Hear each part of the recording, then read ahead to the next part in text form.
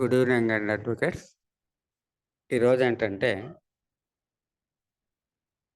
Making of Indian constitution.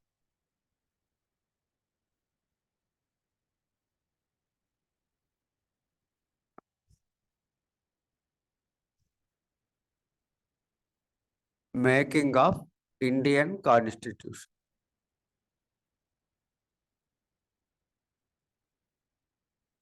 అంటే అసలు ఇప్పుడు మన ఇండియన్ కాన్స్టిట్యూషన్ని ఎవరు తయారు చేశారు? ఒకవేళ కాన్స్టిట్యూయెంట్ అసెంబ్లీ తయారు చేసింది అనుకోండి, అసలు ఎవరు ఆ కాన్స్టిట్యూయెంట్ అసెంబ్లీ?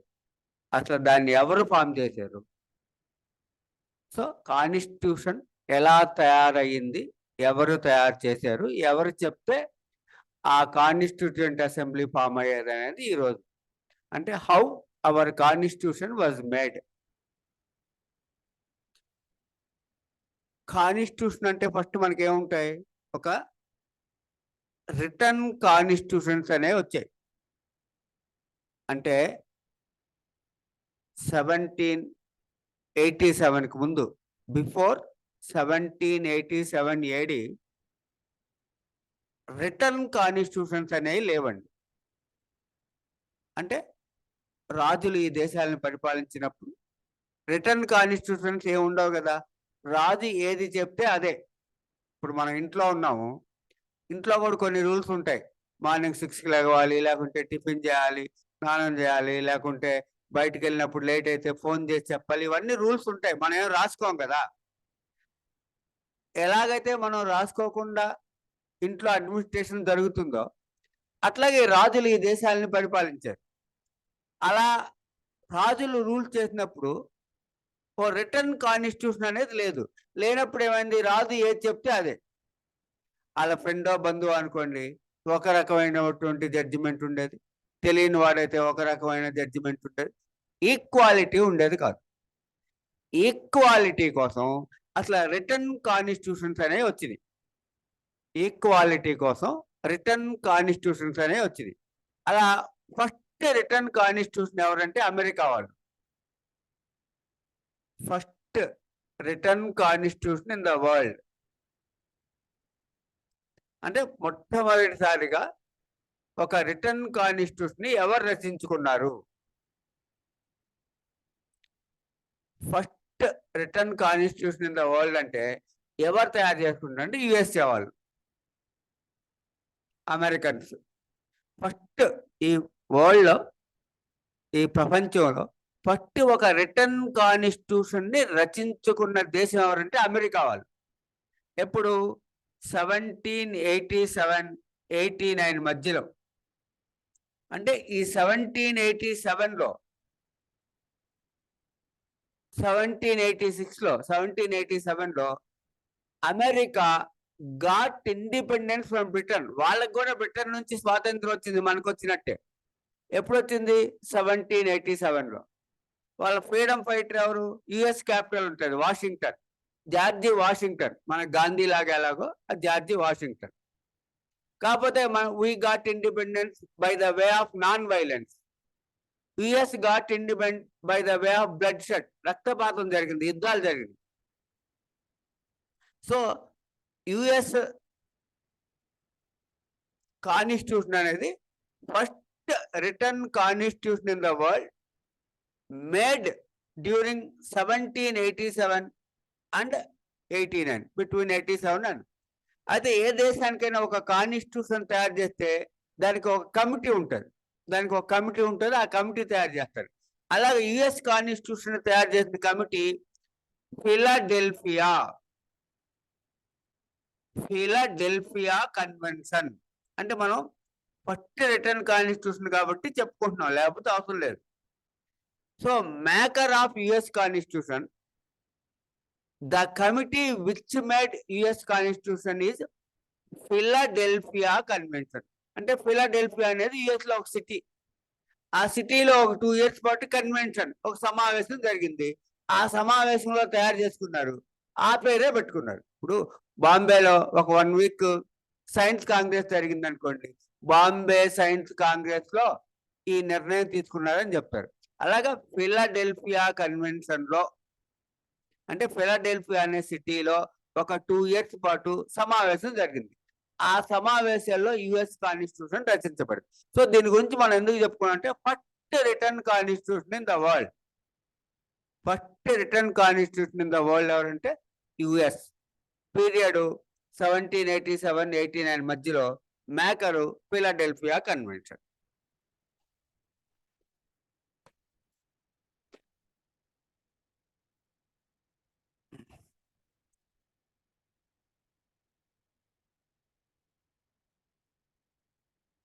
చాలా నెమ్మదిగా ఉంటే మీకు అసలు క్లాస్లోనే వచ్చేస్తుంది. రైట్, ఇప్పుడు మనం ఇండియన్ కాన్స్టిట్యూషన్కి వచ్చాం.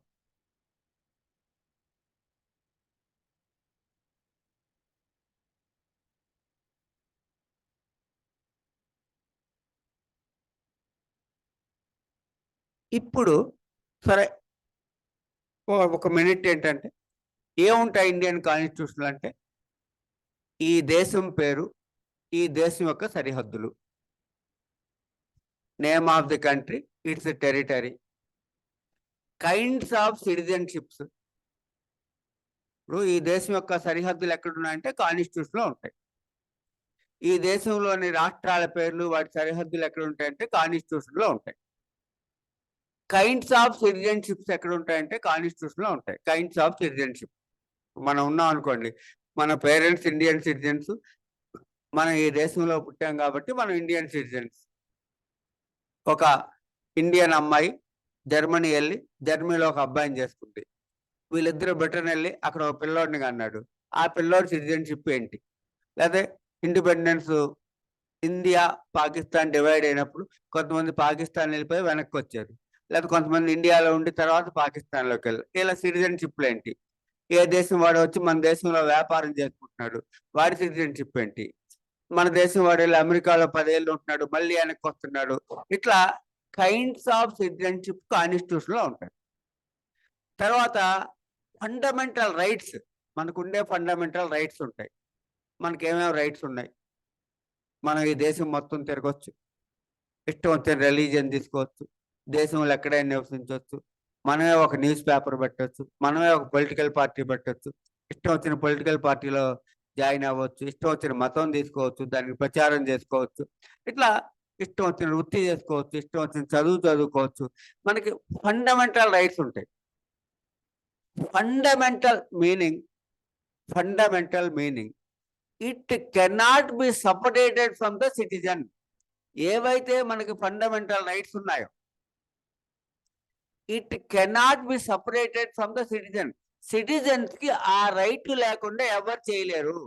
అంటే మనం ఉన్నాం, దేశం మొత్తం తిరుగుతుంటే ఎవడు ఆపలేడు, ఇష్టం వచ్చిన రిలీజియన్ తీసుకుంటే ఎవడు ఆపడు, నువ్వు ఇష్టం వచ్చిన వృత్తి చేసుకున్న ఎవడాపడు, ఇష్టం వచ్చిన రాజకీయ పార్టీలో చేరిన ఎవడాపడు, ఇష్టం వచ్చిన మతం తీసుకున్న ఎవరాపరు.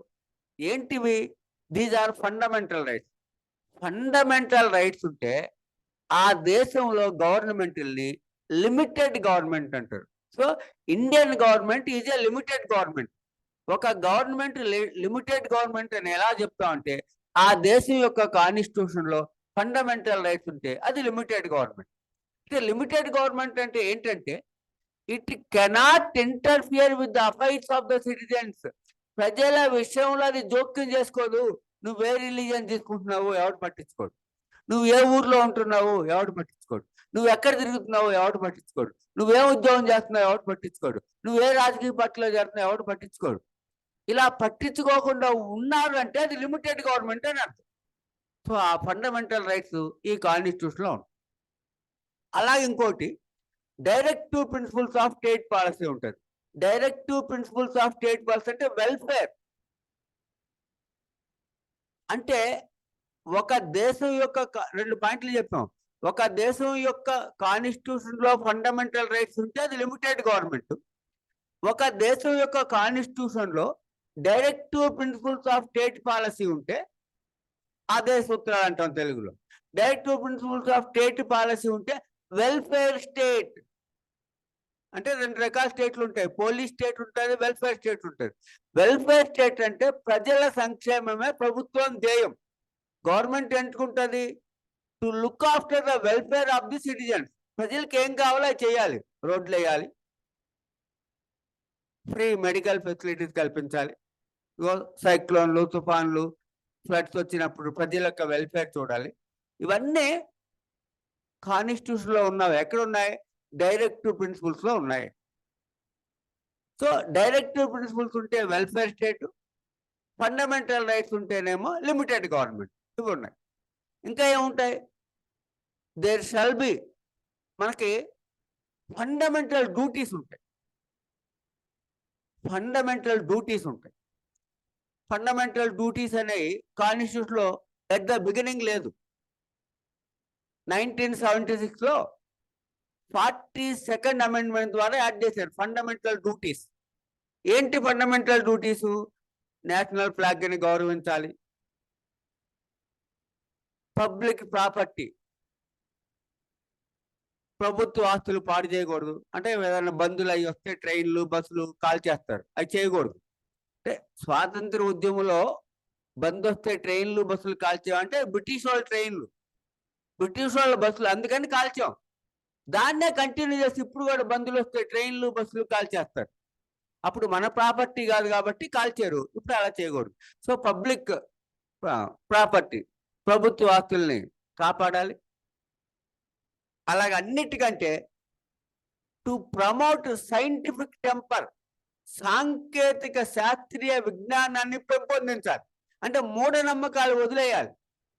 ఇప్పుడు కొన్ని చోట్ల అమ్మవారికి మేకలు, జంతువులు, గొర్రెల్ని బలిస్తూ ఉంటారు. అలా చేయకూడదు. అవి మూఢనమ్మకాలు. అవి ఎవరైనా చేస్తుంటే చేయకూడదు అని మనం చెప్పాలి, మనం కూడా చేయకూడదు. అలా సైంటిఫిక్ టెంపర్. అట్లాగే 14 years లోపు వాడు ఉంటే ఖచ్చితంగా స్కూల్కి పంపించాలి. ఇంట్లో పని కూడా చేయించకూడదు. కాబట్టి స్కూల్ నుంచి వచ్చాక సొంత వ్యాపారం, ఏదో పాపడ్లు, అప్పడాలు తయారు చేసుకోవడం, అలాంటి చిన్న చిన్న పనులు అయితే ఇంట్లో చేయించుకోవచ్చు. కానీ 14 years లోపు వాడిని తల్లిదండ్రులు కూడా ఏ పని చేయించకూడదు, ఏ పనికి పంపించు. ఇట్లా ఫండమెంటల్ డ్యూటీస్ ఉంటాయి. ఇవి కాన్స్టిట్యూషన్. ఈ fundamental duties added through 42nd amendment in 1976. అంటే బిఫోర్ 1976 ఉండే కాదు. అప్పుడు 1975లో ఇందిరాగాంధీ ప్రైమ్ మినిస్టర్ ఒక సర్దార్ స్వరణ్ సింగ్ కమిటీ అని వేశారు. ఆ కమిటీ వేస్తే ఆ కమిటీ రికమెండ్ చేసింది ఫండమెంటల్ డ్యూటీస్ ఉండాలని. అంటే ఇప్పుడు ఫస్ట్లో ఫండమెంటల్ డ్యూటీస్ పెట్టలా. ఎందుకని? ఇప్పుడు మీరు కాలేజీకి వస్తున్నారు అనుకోండి, కాలేజీలో మీరు చదువుకొని రండి, నీట్గా ఐరన్ చేసుకొని రండి అని చెప్పకూడదు కదా. చెప్తే ఫీల్ అవుతారు. అలాగా ఇండియన్స్ మీరు అలా మీ డ్యూటీ చేయండి, స్వాతంత్ర సమరయోధుల భావాలను గౌరవించండి, ఫ్లాగ్ని గౌరవించండి అని చెప్తే ఫీల్ అవుతారని ఫస్ట్లో పెట్టలా. 76లో అర్థమైంది, పర్వాలేదు వీళ్ళకి చెప్పినా తప్పు లేదు అని చెప్పేసి 76లో యాడ్ చేశారు. ఆ ఫండమెంటల్ డ్యూటీస్ ఉంటాయి. అండ్ దాని తర్వాత ఏంటి? There shall be a parliament for India. ఈ దేశానికి ఒక పార్లమెంట్ ఉండాలి. దాంట్లో లోక్సభ ఉండాలి, రాజ్యసభ ఉండాలి, ప్రెసిడెంట్ ఉండాలి. ఒక ప్రెసిడెంట్కి పోటీ చేయాలంటే అర్హతలు ఏంటి? ఎవరు ఎలక్ట్ చేసుకుంటారు? అయినాక వాళ్ళ డ్యూటీలు ఏంటి? లోక్సభ కంటెస్ట్ చేయాలంటే ఏంటి అర్హతలు? ఎవరు ఎన్నుకోవాలి? వాళ్ళ డ్యూటీస్ ఏంటి? అలాగే రాజ్యసభకి, అలాగే ఒక స్టేట్కి స్టేట్ లెజిస్లేచర్ ఉండాలి, దాంట్లో అసెంబ్లీ ఉండాలి, గవర్నర్ ఉండాలి, కౌన్సిల్ ఉండాలి. కౌన్సిల్ ఉండడం ఉండకపోవటం ఆ రాష్ట్ర ప్రభుత్వాల ఇష్టం. ప్రతి రాష్ట్రానికి ఒక గవర్నర్ ఉండాలి, భారతదేశానికి ఒక సుప్రీంకోర్టు ఉండాలి, ప్రతి రాష్ట్రానికి ఒక హైకోర్టు ఉండాలి, ఒక జిల్లాకి ఒక కోర్టు ఉండాలి. ఇవన్నీ కాన్స్టిట్యూషన్లో చెప్పారు. ఈ దేశానికి ఒక ఎలక్షన్ కమిషన్ ఉండాలి, ఈ దేశానికి ఒక ఫైనాన్షియల్ కమిషన్ ఉండాలి, ఈ దేశానికి ఒక కాగ్ ఉండాలి, controller and auditor general of India. Municipal కార్పొరేషన్కి ఒక మేయర్ ఉండాలి, కార్పొరేటర్లు ఉండాలి, మున్సిపాలిటీకి చైర్మన్ ఉండాలి, కౌన్సిలర్ ఉండాలి, పంచాయతీకి వార్డు మెంబర్లు ఉండాలి, సర్పంచ్. అంటే ఒక విలేజ్లోని వార్డు మెంబర్ నుంచి ఈ దేశానికి ప్రెసిడెంట్ ఉండనంత వరకు కాన్స్టిట్యూషన్లో చెప్పారండి. అంటే ఈ రోజు ఈ దేశం ఇలా ఎందుకు ఉంది, ఇలా ఉండాలని కాన్స్టిట్యూషన్లో రాశారు. అది కాన్స్టిట్యూషన్. సరే, కాన్స్టిట్యూషన్ లో ఏమేమి ఉన్నాయనేది ఊరికే చూసాం అంతే కదా. ప్రెసిడెంట్ శాలరీస్, హైకోర్టు జడ్జిల శాలరీస్, సుప్రీంకోర్టు జడ్జిల salaries, division of powers, schedule tribal areas ruling, ఇట్లా మొత్తం. సో ఓవరాల్ కాన్స్టిట్యూషన్ అనేది ఉంటుంది. ఊరికే ఒక ఐడియా కాన్స్టిట్యూషన్, రైట్. ఇప్పుడు ఈ కాన్స్టిట్యూషన్ అనేది మన Indian constitution came into force 26/1/1950. Republic day, known as republic day. Republic day means from that day onwards our constitution came into force. ఇప్పుడు మనం రిపబ్లిక్ డే అంటాం. ఏంటి republic day? India became republic means from that day onwards our constitution came into force. అది ఇక్కడ ఏంటంటే this is the constitution made by Indians. ఇప్పుడు అదే మనం అసలు ఎవరు తయారు చేశారు ఏంటి అనేది చూస్తాం. Drafted by, written by, made by Indians. Indians చే రచించబడినటువంటి కాన్స్టిట్యూషన్. ఎందుకంటే దీన్ని ఇండియన్స్ చే రచించబడిన కాన్స్టిట్యూషన్ అంటున్నాం? Before this the British made about 15 constitutions for ruling India. British వాళ్ళు 1773 నుంచి ఫస్ట్ 1773లో ఒక రెగ్యులేటింగ్ యాక్ట్ చేశారు. 1791లో ఒక చార్టర్ యాక్ట్ చేశారు. 1813లో ఒక చార్టర్ యాక్ట్ చేశారు. 1833లో ఒక చార్టర్ చేశారు. 1858లో చేశారు. 1861లో చేశారు. 1883లో చేశారు. 1909లో చేశారు. 1919లో చేశారు. 1947లో చేశారు. ఇట్లా ఇవన్నీ కూడా constitutions made for ruling India. ఈ దేశాన్ని పరిపాలించడానికి బ్రిటిష్ వాళ్ళు అనేక సార్లు కాన్స్టిట్యూషన్లు చేశారు. These are the constitutions made by the British parliament, written by the Britishers. అది ఇప్పుడు ఇక్కడేంటి? Our present constitution is written by Indian.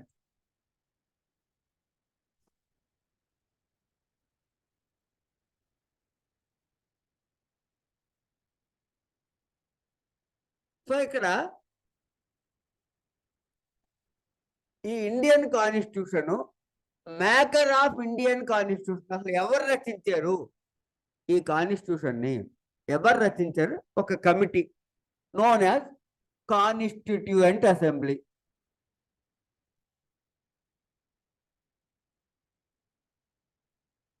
So who made our Indian constitution? The maker of Indian constitution is the Constituent Assembly, consisted of 389 Indian members.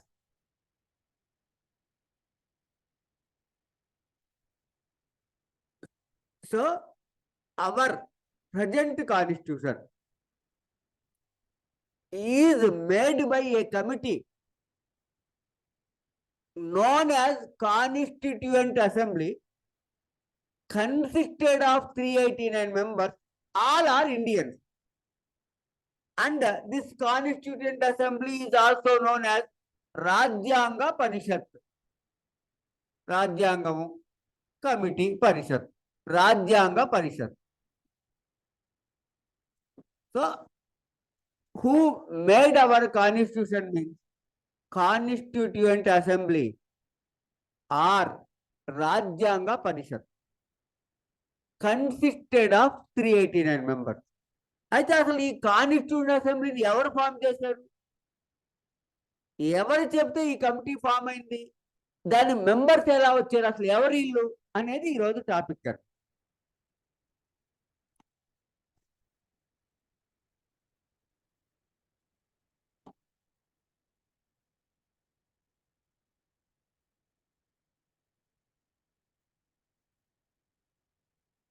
So, maker of our constitution constituent assembly or రాజ్యాంగ పరిషత్. Constituent assembly or రాజ్యాంగ పరిషత్ consisted of 389 members. Right. ఇప్పుడు ఏంటంటే అసలు ఈ constitution assembly ఎవరు, దీన్ని ఎవరు form చేశారు, మెంబర్స్ ఎక్కడి నుంచి వచ్చారు, అసలు ఏం జరిగింది? రైట్. ఇప్పుడు చూడండి, 1946 before independence this constituent assembly is a committee formed before independence. అయితే మరి బిఫోర్ ఇండిపెండెన్స్ ఎవరు ఫామ్ చేశారు? 1946. చూడండి, అప్ టు 1947 ఇండిపెండెన్స్ వచ్చే వరకు ఇండియాకి కింగ్ ఎవరంటే బ్రిటన్ కింగ్, ఇండియాకి క్వీన్ ఎవరంటే బ్రిటన్ క్వీన్, ఇండియాకి ప్రైమ్ మినిస్టర్ ఎవరంటే బ్రిటన్ ప్రైమ్ మినిస్టర్. అది ఫస్ట్ అర్థం అవ్వాలి. బిఫోర్ ఇండిపెండెన్స్ మన కరెన్సీ మీద ఎవరి బొమ్మలు ఉంటాయి? బ్రిటన్ రాజు బొమ్మ, బ్రిటన్ రాణి బొమ్మలే ఉండేవి. అంటే 1947 ఆగస్టు 15 వరకు ఈ దేశానికి రాజు రాణి, బ్రిటిష్ రాజు బ్రిటన్ రాణి, ఈ దేశానికి prime minister Britain prime minister. అది కొంచెం అర్థం అవ్వాలి. రైట్. ఇప్పుడు 1946లో ఏమైందంటే క్లెమెంట్ అట్లీ ఆఫ్ లేబర్ పార్టీకి చెందినటువంటి Clement Attlee became prime minister of Britain.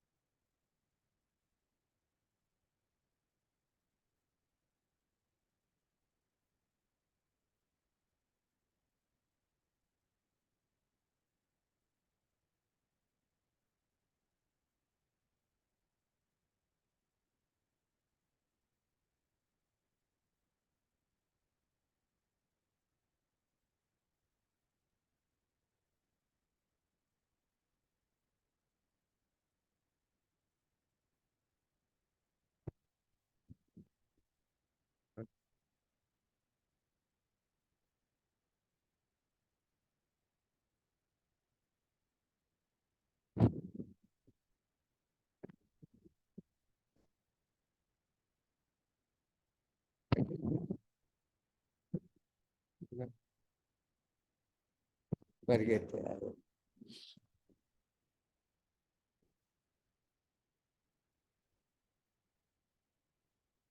బ్యాటరీలు ఏమైనా అయిపోయామా?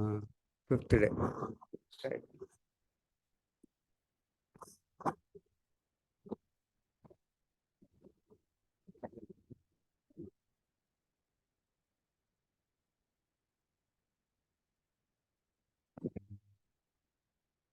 హలో, 2 minutes అండి, కొంచెం బ్యాటరీలు చేంజ్ చేయాలి. ఒక 2 minutes.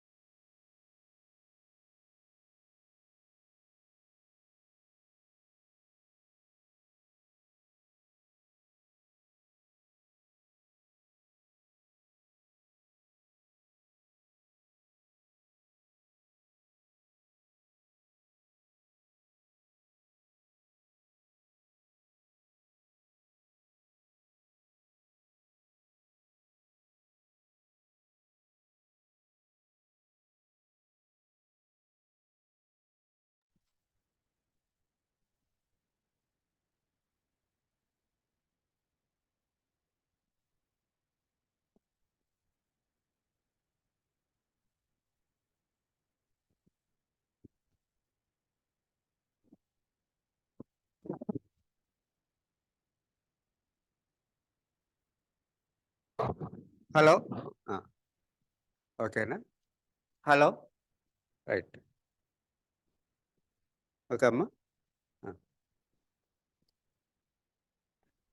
రైట్ అండి. ఈ constituent assembly consisted of 389 members, also known as రాజ్యాంగ పరిషత్ అని చెప్పాం. అయితే అసలు ఈ కాన్స్టిట్యూంట్ అసెంబ్లీ ఎలా ఫామ్ అయింది ఏంటి అనేది చూసేటప్పుడు 1946లో, అంటే ఇంకా మనకి ఇండిపెండెన్స్ రాలా, క్లెమెంట్ అట్లీ ఆయన became prime minister of Britain. అంటే అప్పుడు మనకు కూడా ప్రైమ్ మినిస్టరే. ఈయన అప్పటి వరకు అపోజిషన్ పార్టీలో ఉన్నప్పుడు ఏం మాట్లాడాడంటే, అవునండి, ఇంకా మనం ఇండియాని ఎంతకాలం రూల్ చేస్తాం, ఆ దేశానికి ఇండిపెండెన్స్ ఇవ్వడమే కరెక్ట్ అని మాట్లాడాడు. ఇప్పుడు ఈయన ప్రైమ్ మినిస్టర్ అయ్యాడు. ఎవరైనా ప్రైమ్ మినిస్టర్ అయిన వాళ్ళు ఏం చేస్తారు, ఎక్కువ దేశాలను పరిపాలించాలనుకుంటారు. అలా ఇండిపెండెన్స్ ఇవ్వలేడు ఈయన కూడా. అలాగని నేను అలా ఇస్తానలేదని మాట్లాడరు. ఇప్పుడు వాళ్ళైతే వీడియోలు చూపించిన నాది కాదంటారు. బిఫోర్ ఇండిపెండెన్స్ మనుషులు అలా ఉండేవాళ్ళు కాదు. అవునండి, ఇస్తా ఉన్నాం, ఇవ్వడం కరెక్టే. అయితే నేను ఇండియాకు ఒక కమిటీని పంపిస్తాను, ఆ కమిటీ రికమెండ్ చేస్తే ఇస్తానని చెప్పాడు. సో ఈయన ఏం చేశాడంటే, ఈ Clement Atlee sent a committee to India.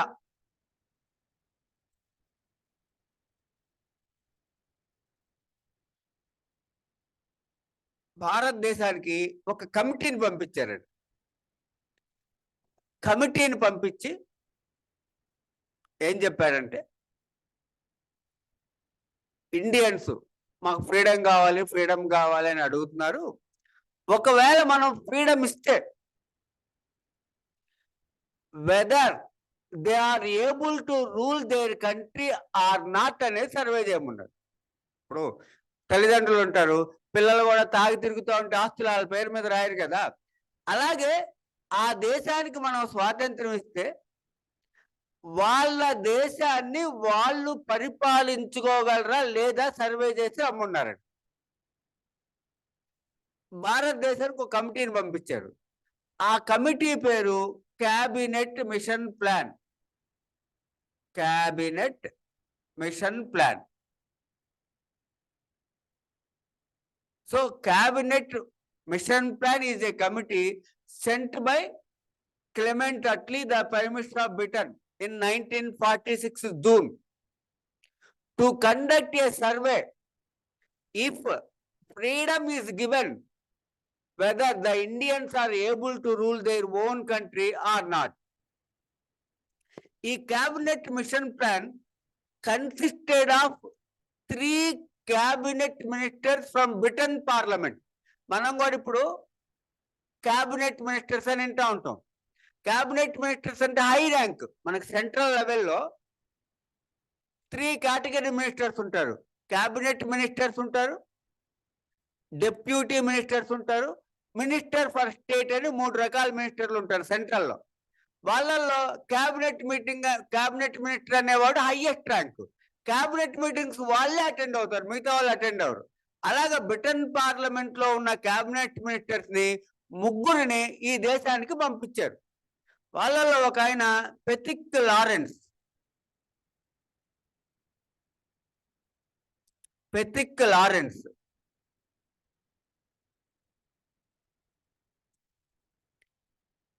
రెండో ఆయన ఏవి అలెగ్జాండర్.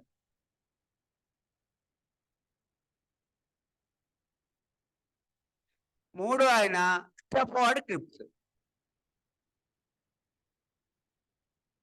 అంటే వెరీ క్లియర్ గా అర్థం అవ్వాలి. వీళ్ళ 3 ఎవరంటే బ్రిటన్ పార్లమెంట్ లో క్యాబినెట్ మినిస్టర్స్ కాబట్టి దానికి క్యాబినెట్ మిషన్ ప్లాన్ అనే పేరు పెట్టి భారతదేశానికి పంపించారు. ఏదన్నా ఒక కమిటీ ఉందనుకోండి, ఆ కమిటీకి ఒక హెడ్ ఉంటారు. పెతిక్ లారెన్స్ అని ఆయన హెడ్, చైర్మన్ అనివ్వండి, ప్రెసిడెంట్ అనివ్వండి, ఏదైనా. So head of cabinet mission plan అంటే పెతిక్ లారెన్స్. ఒకటి ఇంతవరకు క్లియర్గా అర్థమైంది కదా. క్లెమెంట్ అట్లీ ఇండియాకు ఒక కమిటీని పంపించారు. ఆ కమిటీ పేరు క్యాబినెట్ మిషన్ ప్లాన్. దాంట్లో 3 క్యాబినెట్ మినిస్టర్లు ఉన్నారు. వీళ్ళు ఎక్కడ క్యాబినెట్ మినిస్టర్లు? బ్రిటన్ పార్లమెంట్ లో క్యాబినెట్ మినిస్టర్లు. ఒక ఆయన ఏమో పెతిక్ లారెన్స్, ఇంకో ఆయన ఏబి అలెగ్జాండర్, ఇంకో ఆయన స్టెఫర్డ్ క్రిప్స్. రైట్. వీళ్ళు వచ్చి ఇండియాలో సర్వే చేశారు. సర్వే చేసి ఏం చెప్పారంటే,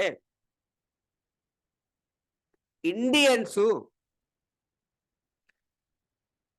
they are able to rule their country. They are able to rule their country if there is a constitution made by themselves, written by themselves. వాళ్ళ కాన్స్టిట్యూషన్ వాళ్ళే రాసుకుంటే వాళ్ళ దేశాన్ని వాళ్ళు పరిపాలించుకోగలరు అని చెప్పారు. అంటే రూల్స్ వాళ్ళే తయారు చేసుకోవాలి. ఇప్పుడు మనమే ఉన్నాం అనుకోండి, బైపీసీ చేరుతామంటే, ఇంటర్మీడియట్ లో బైపీసీ జాయిన్ అవుతామంటే, పేరెంట్స్ ఎంపీసీ జాయిన్ చేశారు అనుకోండి, ఏమంటాం? నేను బైపీసీ జాయిన్ అయితే డాక్టర్ అయ్యేవాడిని, మీ వల్ల నేను ఖాళీగా తిరుగుతున్నాను అంటాం. అదే మనమే బైపీసీ చేయడం, సీట్ రాలా, ఏం చేస్తాం? నోరు మూసుకొని ఉంటాం. అట్లా వాళ్ళనే రూల్స్ ఫ్రేమ్ చేసుకోండి. అది కూడా వాళ్ళు ఎందుకు చెప్పారు చూడండి. 1829లోనే చేస్తండి. 1829లో బ్రిటిష్ వాళ్ళు ఈ దేశంలో సతీని నిషేధించారు. Sati was prohibited in the year 1829. సతీ అంటే ఏంటి? అప్పట్లో ఒక 12 ఏళ్ళ అమ్మాయిని 40 ఏళ్ళ అబ్బాయికి ఇచ్చేసేవాళ్ళు. ఈ అమ్మాయికి 20 ఏళ్ళు వచ్చేటప్పటికే ఆ చనిపోయేవాడు. తీసుకెళ్ళి అతనితో పాటు బతికున్న అమ్మాయిని మంటల్లో వేసేవాళ్ళు. బతికున్న అమ్మాయిని మంటల్లో వేస్తే ఎంత వస్తుంది? మనకి ఏదైనా స్టవ్ దగ్గర చిన్న కాలితేనే అల్లాడతాం. బతుకున్న అమ్మాయిని మంటల్లో వేస్తే ఎంత ఏడుపు వస్తుంది, ఎంత అరుపులు వస్తుంది. ఆ అరుపులు ఎవరికి వినపడకుండా, వినపడితే జాలి కలుగుద్దని మేళాలు కొట్టేవాళ్ళు. ఆ విధంగా అసలు మేళాల సిస్టం వచ్చింది. దీన్ని బ్రిటిష్ వాళ్ళు గమనించి ఆ సతీని నిషేధించారు. అబ్బాయి ఎవడన్నా కనుక సతీ చేసి బతుకున్న అమ్మాయిని మంటలు వేస్తే మిమ్మల్ని కూడా మంటలు వేస్తామని చెప్పారు. అయితే ఇక్కడ ఏమైంది? ఆ సతీని నిషేధించినప్పుడు మనం వ్యతిరేకించాం. ఇది మా హిందూ దేశ సాంప్రదాయం, మీరు వేరే రిలీజియన్ వాళ్ళు, మా రిలీజియన్ని అవమానించడానికి మీరు సతీని పెట్టారని మనం అపోజ్ చేసాం. కానీ వాళ్ళు వెళ్ళిపోయాక మనం రాసుకున్నాం. అంటే ఏమైంది? మనం రాసుకుంటే ఓకే, వేరే వాడు చెప్తే విను. కాబట్టి వీళ్ళు మనం చెప్తే వినరు, వాళ్ళనే రాసుకోనివ్వండి అని చెప్పారు. So on the recommendation of cabinet mission plan for making our constitution, a constituent assembly was set up in the year 1946 June. అది 1946 జూన్లో మన ఇండియన్ కాన్స్టిట్యూషన్ ని రచించడానికి ఒక కాన్స్టిట్యూటెంట్ అసెంబ్లీ ఫామ్ అయింది. ఎవరు ఫామ్ చేశారు? బ్రిటిష్ వాళ్ళే ఫామ్ చేశారు. అది అర్థం అవ్వాలి. So cabinet mission plan recommendation ప్రకారం, అంటే వీళ్ళు చెప్పారు ఏమంటే వాళ్ళనే ఒక కాన్స్టిట్యూషన్ రాసుకొనివ్వండి, వాళ్ళ దేశాన్ని వాళ్ళు పరిపాలించుకుంటారని చెప్పారు. సో ఈ క్యాబినెట్ మిషన్ ప్లాన్ రికమెండేషన్ ప్రకారం మన కాన్స్టిట్యూషన్ ని తయారు చేయడానికి ఒక కాన్స్టిట్యూంట్ అసెంబ్లీ అనేది సెటప్ అయింది. జూన్ నుంచి స్టార్ట్ చేస్తే డిసెంబర్కి ఫామ్ అయింది. ఓకే అండి, సరే, కొంచెం అర్థమైంది కదా. సో కాన్స్టిట్యూంట్ అసెంబ్లీ మన కాన్స్టిట్యూషన్ని, మన ఇండియన్ కాన్స్టిట్యూషన్ తయారు చేసినటువంటి కాన్స్టిట్యూషన్ అసెంబ్లీని సెటప్ చేసింది, ఫామ్ చేసింది బ్రిటిష్ వాళ్ళు.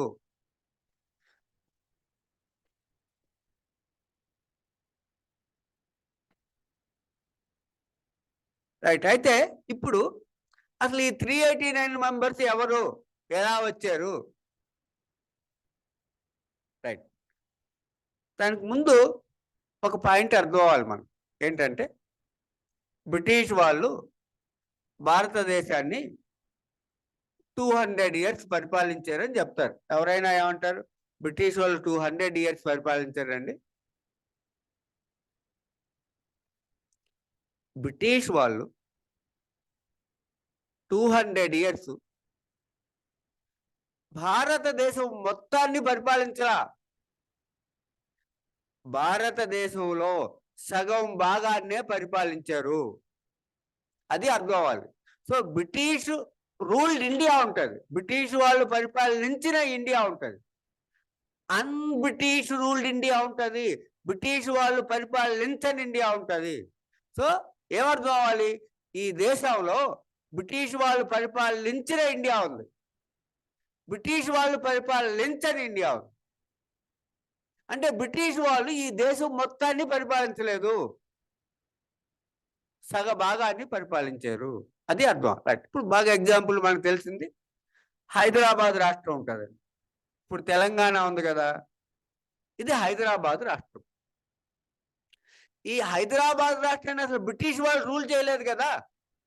మనకి ఇండిపెండెన్స్ వచ్చిన 1 year 1948 వరకు కూడా నిజాం ప్రభువులే పరిపాలించారు. సో ఇప్పుడున్న తెలంగాణ బ్రిటిష్ రూల్డ్ ఇండియా. తెలంగాణని బ్రిటిష్ వాళ్ళు పరిపాలించలేదు. మనకి ఇండిపెండెన్స్ వచ్చినా కూడా 1948 September 17th వరకు కూడా నిజాం ప్రభువులే పరిపాలించారు. సో తెలంగాణ దేనికి ఎగ్జాంపుల్? బ్రిటిష్ వాళ్ళు పరిపాలించని ఇండియాకి ఎగ్జాంపుల్. అలాగే మైసూర్ బ్రిటిష్ వాళ్ళు పరిపాలించని ఇండియా, జమ్మూ కాశ్మీర్ బ్రిటిష్ వాళ్ళు పరిపాలించని ఇండియా, బీకనూర్ బ్రిటిష్ వాళ్ళు పరిపాలించిన ఇండియా, జైపూర్ బ్రిటిష్ వాళ్ళు పరిపాలించిన ఇండియా. ఇలాగా 93 రాజ్యాలు ఉన్నాయండి. వీటిని ప్రిన్స్లీ స్టేట్స్ అంటాం. 93 రాజ్యాలు, ప్రిన్స్లీ స్టేట్స్, సంస్థానాలు. ఈ 93 రాజ్యాలను బ్రిటిష్ వాళ్ళు పరిపాలించలేదు, మిగతా ఇండియాని పరిపాలించారు. ఈ 93 వదిలేస్తే మిగతా ఇండియాని పరిపాలించారు. ఇది అర్థం అవ్వాలి. సో మనకి ఏమర్థం అవ్వాలంటే బ్రిటిష్ రూల్డ్ ఇండియా ఉంటుంది, అంటే బ్రిటిష్ వాళ్ళు పరిపాలించిన ఇండియా. బ్రిటిష్ రూల్డ్ ఇండియా ఉంటుంది, బ్రిటిష్ వాళ్ళు పరిపాలించిన ఇండియా. బ్రిటిష్ వాళ్ళు పరిపాలించిన ఇండియాలో 93 రాజ్యాలు ఉంటాయి, 93 దేశాలు. దానిలో మనందరికీ అర్థమయ్యేది మన హైదరాబాద్ రాష్ట్రం. దాని పేరు హైదరాబాద్ రాష్ట్రం. 1956 వరకు 1956 వరకు హైదరాబాద్ రాష్ట్రం దాని పేరు. ఆ తర్వాత ఆంధ్రప్రదేశ్, ఇప్పుడు తెలంగాణ.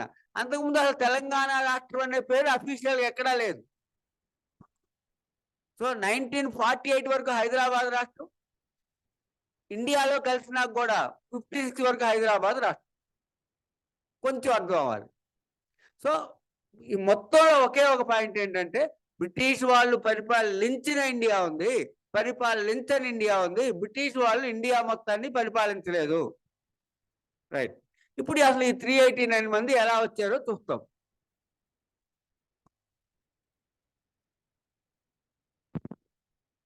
ఇప్పుడు కొంచెం అర్థమైంది కదా, బ్రిటిష్ వాళ్ళు పరిపాలించింది కొంత, బ్రిటిష్ వాళ్ళు పరిపాలించింది కొంత. రైట్.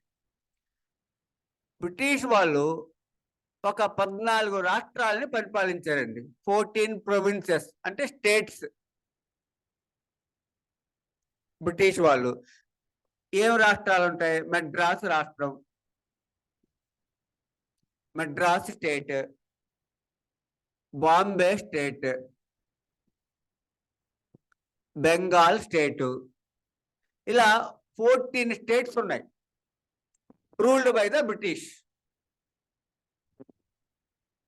మద్రాస్ రాష్ట్రం ఉంది, బ్రిటిష్ వాళ్ళు పరిపాలించారు. బాంబే రాష్ట్రం ఉంది, బెంగాల్ రాష్ట్రం ఉంది, యునైటెడ్ ప్రొవిన్స్ రాష్ట్రం ఉంది. అట్లా 14 స్టేట్స్ని బ్రిటిష్ వాళ్ళు పరిపాలించారు. ఇవి కాకుండా 4 యూనియన్ టెరిటరీస్ ఉంటాయి. యూనియన్ టెరిటరీస్ అంటే ఇప్పుడు కూడా ఉన్నాయి కదా. అంటే యూనియన్ టెరిటరీకి స్టేట్కి డిఫరెన్స్ ఏంటంటే, స్టేట్ అంటే దానికి ఒక అసెంబ్లీ ఉంటుంది, ఒక చీఫ్ మినిస్టర్ ఉంటాడు.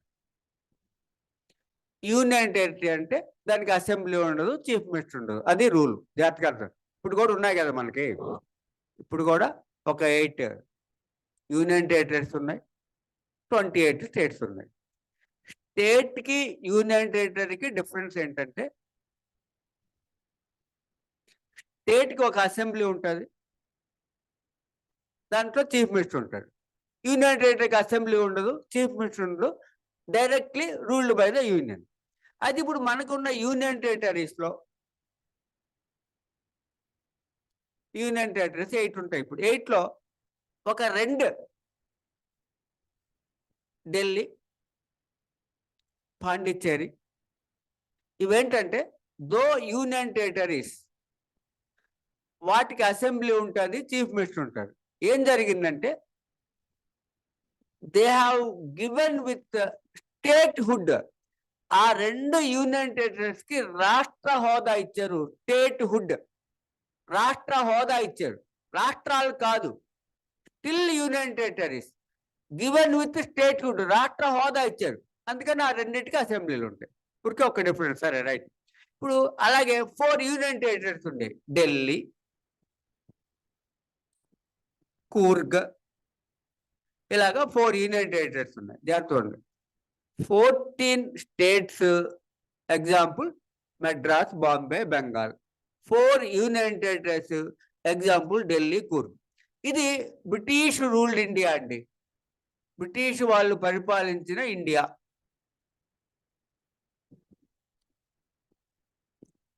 ఇది బ్రిటిష్ రూల్డ్ ఇండియా. ఇంకా అన్బ్రిటిష్ రూల్డ్ ఇండియా ఉంది కదా, బ్రిటిష్ వాళ్ళు పరిపాలించిన ఇండియా ఉంది. అవి 93 రాజ్యాలు ఉన్నాయి, 93 సంస్థానాలు అంటారు. హైదరాబాద్ సంస్థానం, ప్రిన్స్లీ స్టేట్స్. ఈ 93ని ప్రిన్స్లీ స్టేట్స్ అంటారు, సంస్థానాలు. ఈ 93 మంది రాజులు ఎవరు? Indian Kings. ఈ 93కి ఏం చెప్పుకున్నాం ఎగ్జాంపుల్ మనం? హైదరాబాద్ ఒకటి, మైసూర్ ఒకటి, జమ్మూ కాశ్మీర్ ఒకటి, బీకనూరు, జైపూరు, ఇట్లా 93. ఇది అన్బ్రిటిష్ రూల్డ్ ఇండియా.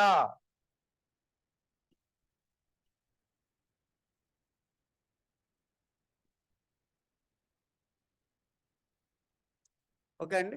సో 1946లో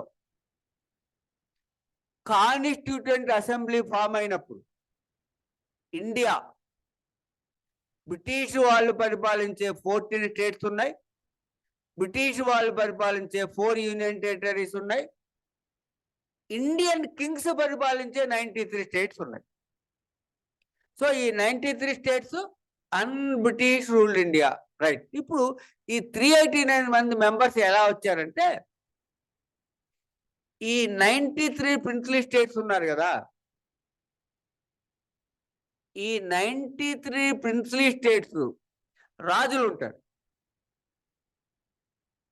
ఈ రాజులు ఒక్కొక్క మెంబర్ని కమిటీకి పంపించారండి. వాళ్ళ దగ్గర, రాజుల దగ్గర లా తెలిసిన వాళ్ళు, లా చదువుకున్న వాళ్ళు ఉంటారు. ఆ ప్రతి ఒక్క రాజు ఒక లా చదువుకున్న ఆయన్ని, లేకుంటే లా తెలిసిన ఆయన్ని మెంబర్గా పంపించారు, అంటే nomination. So 93 Kings, 93 Indian Kings nominated 93 members. 93 మంది వచ్చారండి.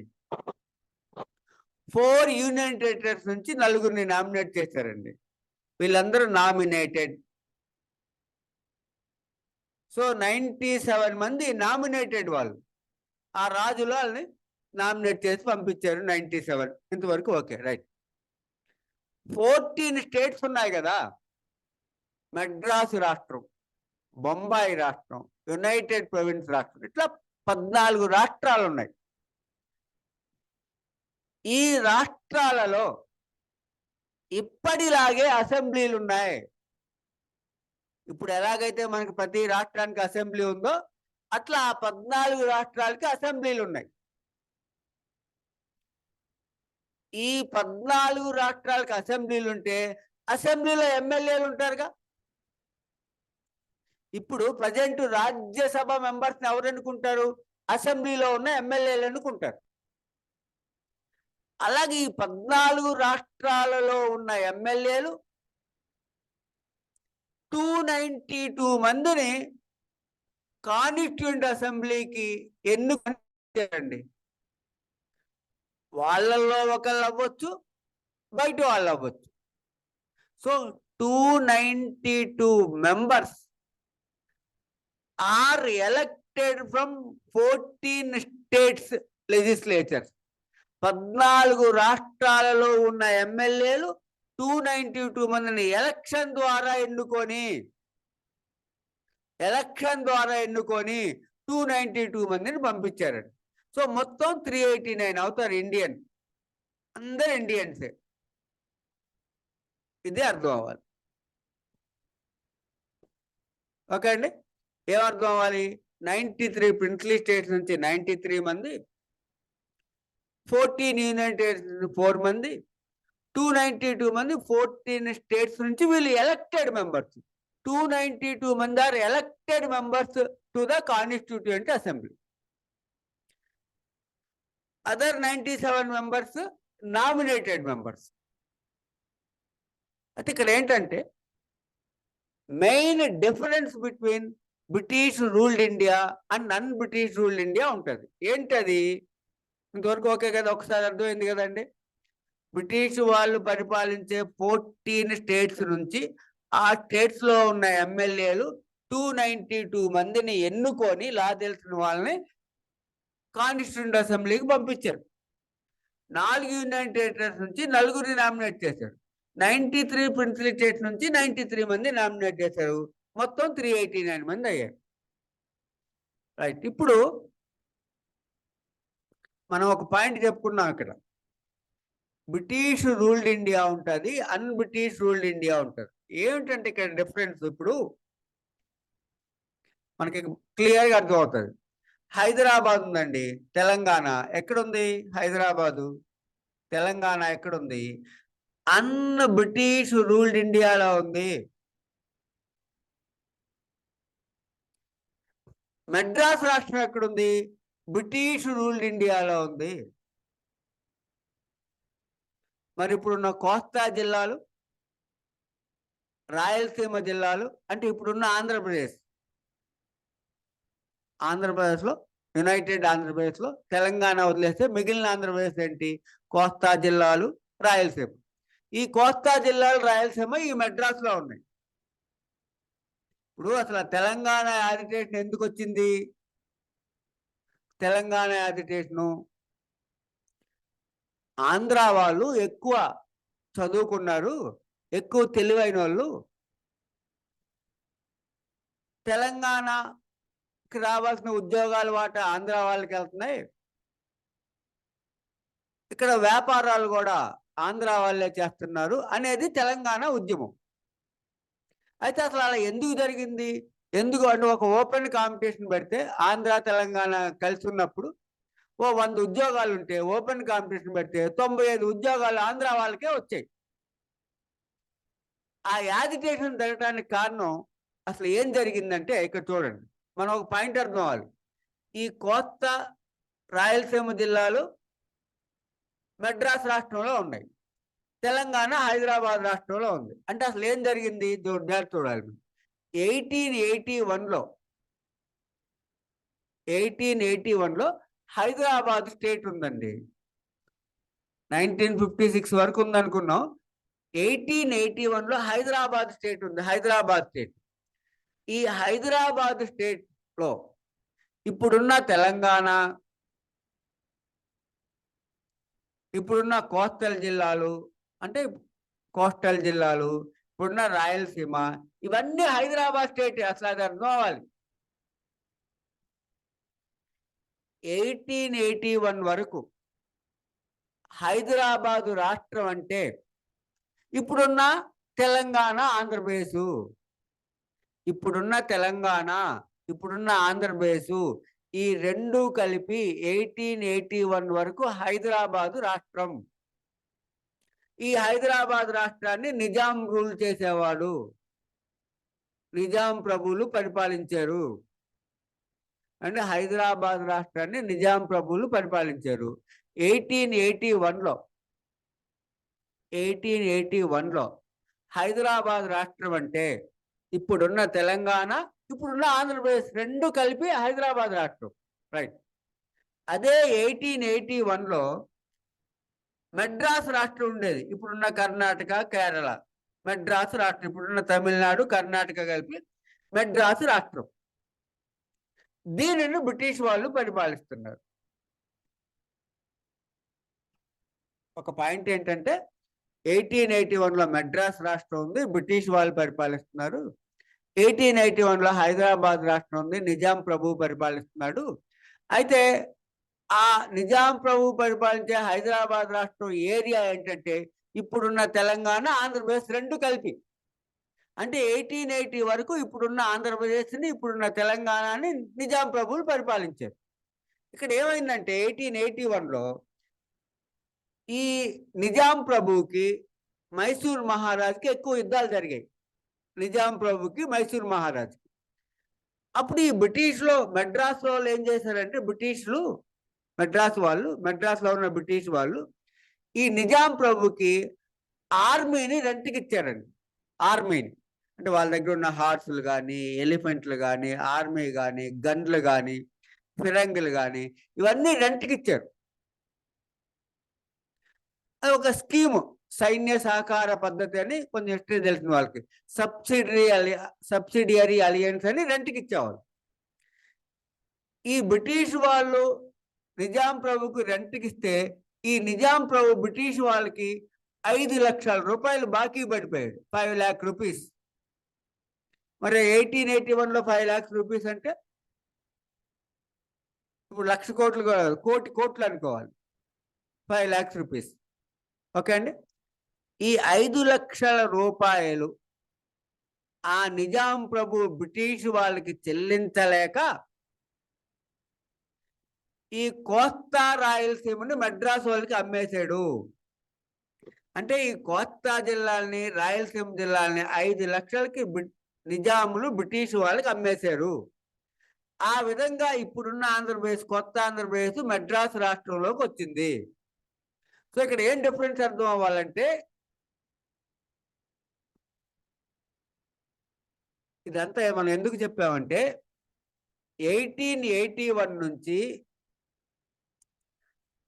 ఇప్పుడున్న తెలంగాణని నిజాంలే పరిపాలించారు. 1881 నుంచి ఇప్పుడున్న ఆంధ్రప్రదేశ్ని బ్రిటిష్ వాళ్ళు పరిపాలించారు. అంటే బ్రిటిష్ వాళ్ళు 1881 నుంచి ఆంధ్రప్రదేశ్ని పరిపాలించారు, కొత్త ఆంధ్రప్రదేశ్. ఈ నిజాముల్ని, తెలంగాణని నిజాం ప్రభువులే పరిపాలించారు, రైట్. ఇప్పుడు ఏం జరిగిందంటే ఇక్కడ డిఫరెన్స్, ఎందుకు బ్రిటిష్ రూల్డ్ ఇండియా వాళ్ళు ఎక్కువ చదువుకున్నారు, అన్బ్రిటిష్ రూల్డ్ ఇండియా వాళ్ళు ఎందుకు ఎక్కువ చదువుకోలేకపోయారు అనే పాయింట్ వస్తుంది అనమాట. ఏం జరిగిందంటే బ్రిటిష్ వాళ్ళు పరిపాలించేటప్పుడు ఇండియాకి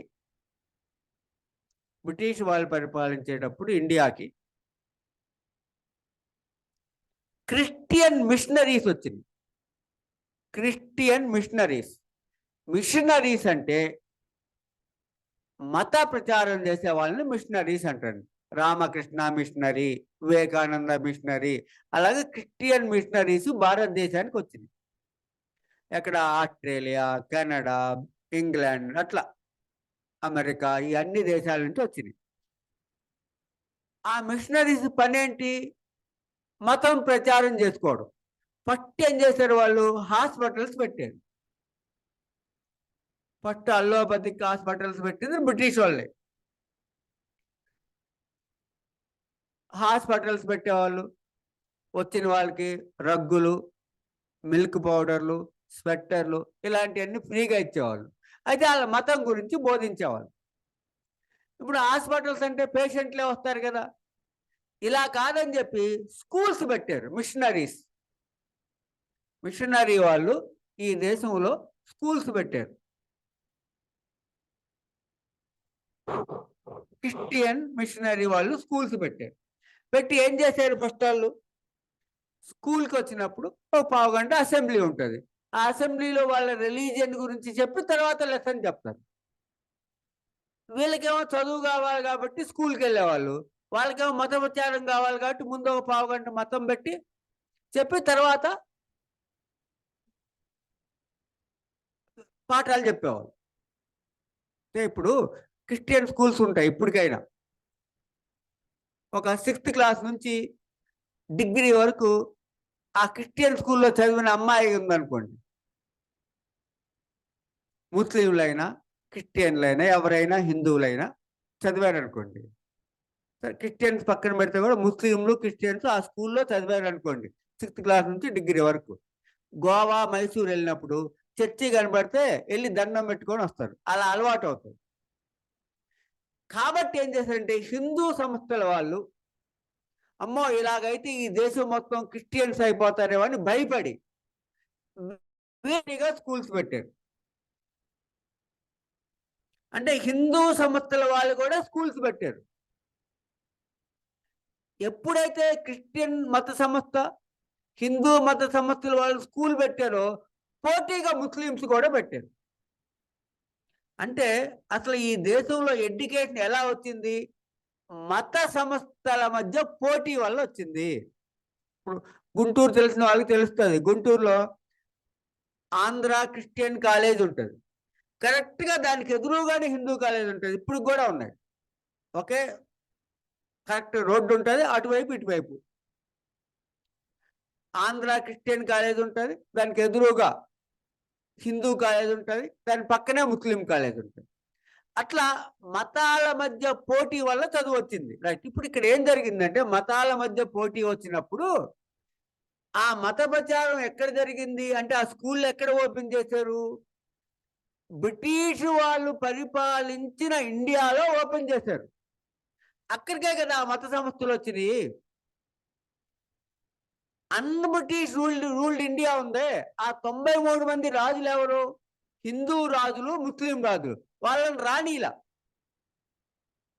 ఇప్పుడు లాస్ట్ లో ఒక 20 years వచ్చారు కానీ వాళ్ళని రాణిలా. సో దానివల్ల అక్కడికి బ్రిటిష్ వాళ్ళు వెళ్ళలేదు కాబట్టి బ్రిటిష్ రూల్డ్ ఇండియా వాళ్ళు 150 సంవత్సరాల నుంచి చదువుకుంటే బ్రిటిష్ రూల్డ్ ఇండియా వాళ్ళు స్వాతంత్రం వచ్చా చదువుకున్నారు.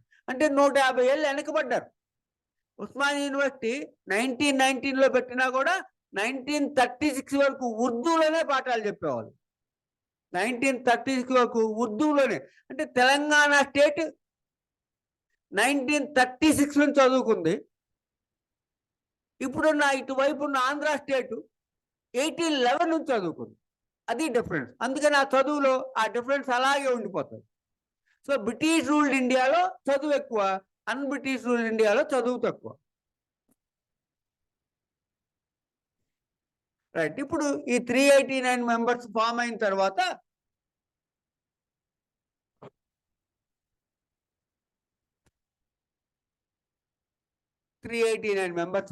తర్వాత ఈ constituent assembly first December 9th, 1946 met at Delhi. First ఢిల్లీలో December 9, 1946 constitution assembly met. So Constitutional Assembly consisted of 389 members, all Indians, met at Delhi on 9th December 1946. అయితే అలా మీట్ అయినప్పుడు ఎప్పుడైనప్పుడు లోక్సభ ఫామ్ అయింది, అసెంబ్లీ ఫామ్ అయింది, లేదా ఒక 100 మంది ఒక కమిటీకి ఏర్పడ్డారు. ఫస్ట్ ఒక లీడర్ని ఎన్నుకుంటారు. ఒక లీడర్ని ఎన్నుకుంటారు. స్పీకర్ అనివ్వండి, ప్రెసిడెంట్ అనివ్వండి, చైర్మన్ అవనివ్వండి, ఒక లీడర్ని ఎన్నుకోవాలి. ఆ లీడర్ని ఎన్నుకోవడానికి ఎలక్షన్ జరగాలి. ఇప్పుడు ఇండియన్ పార్లమెంటే తీసుకుందామండి. లోక్సభ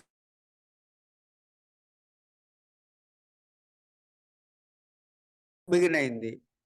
న్యూ లోక్సభ అంటే ఏంటంటే 5 years ఒకసారి ఎలక్షన్ జరుగుతాయి కదా. ఆ లోక్సభకి ఎలక్షన్ జరిగేటప్పుడు లోక్సభ డిజాల్వ్ అయి ఉంటుంది, రద్దు అయి ఉంటుంది. అందుకని న్యూ లోక్సభ అంటారు. ప్రతిసారి కొత్త లోక్సభ. ఎందుకంటే ఈ రోజు లోక్సభ ఫామ్ అయితే 5 years అవగానే ఆటోమేటిక్ గా డిజాల్వ్ అవుద్ది. దానికి సపరేట్ గా లోక్సభను రద్దు చేసామని ప్రైమ్ మినిస్టర్ కానీ ప్రెసిడెంట్ కానీ ప్రకటించక్కర్లా.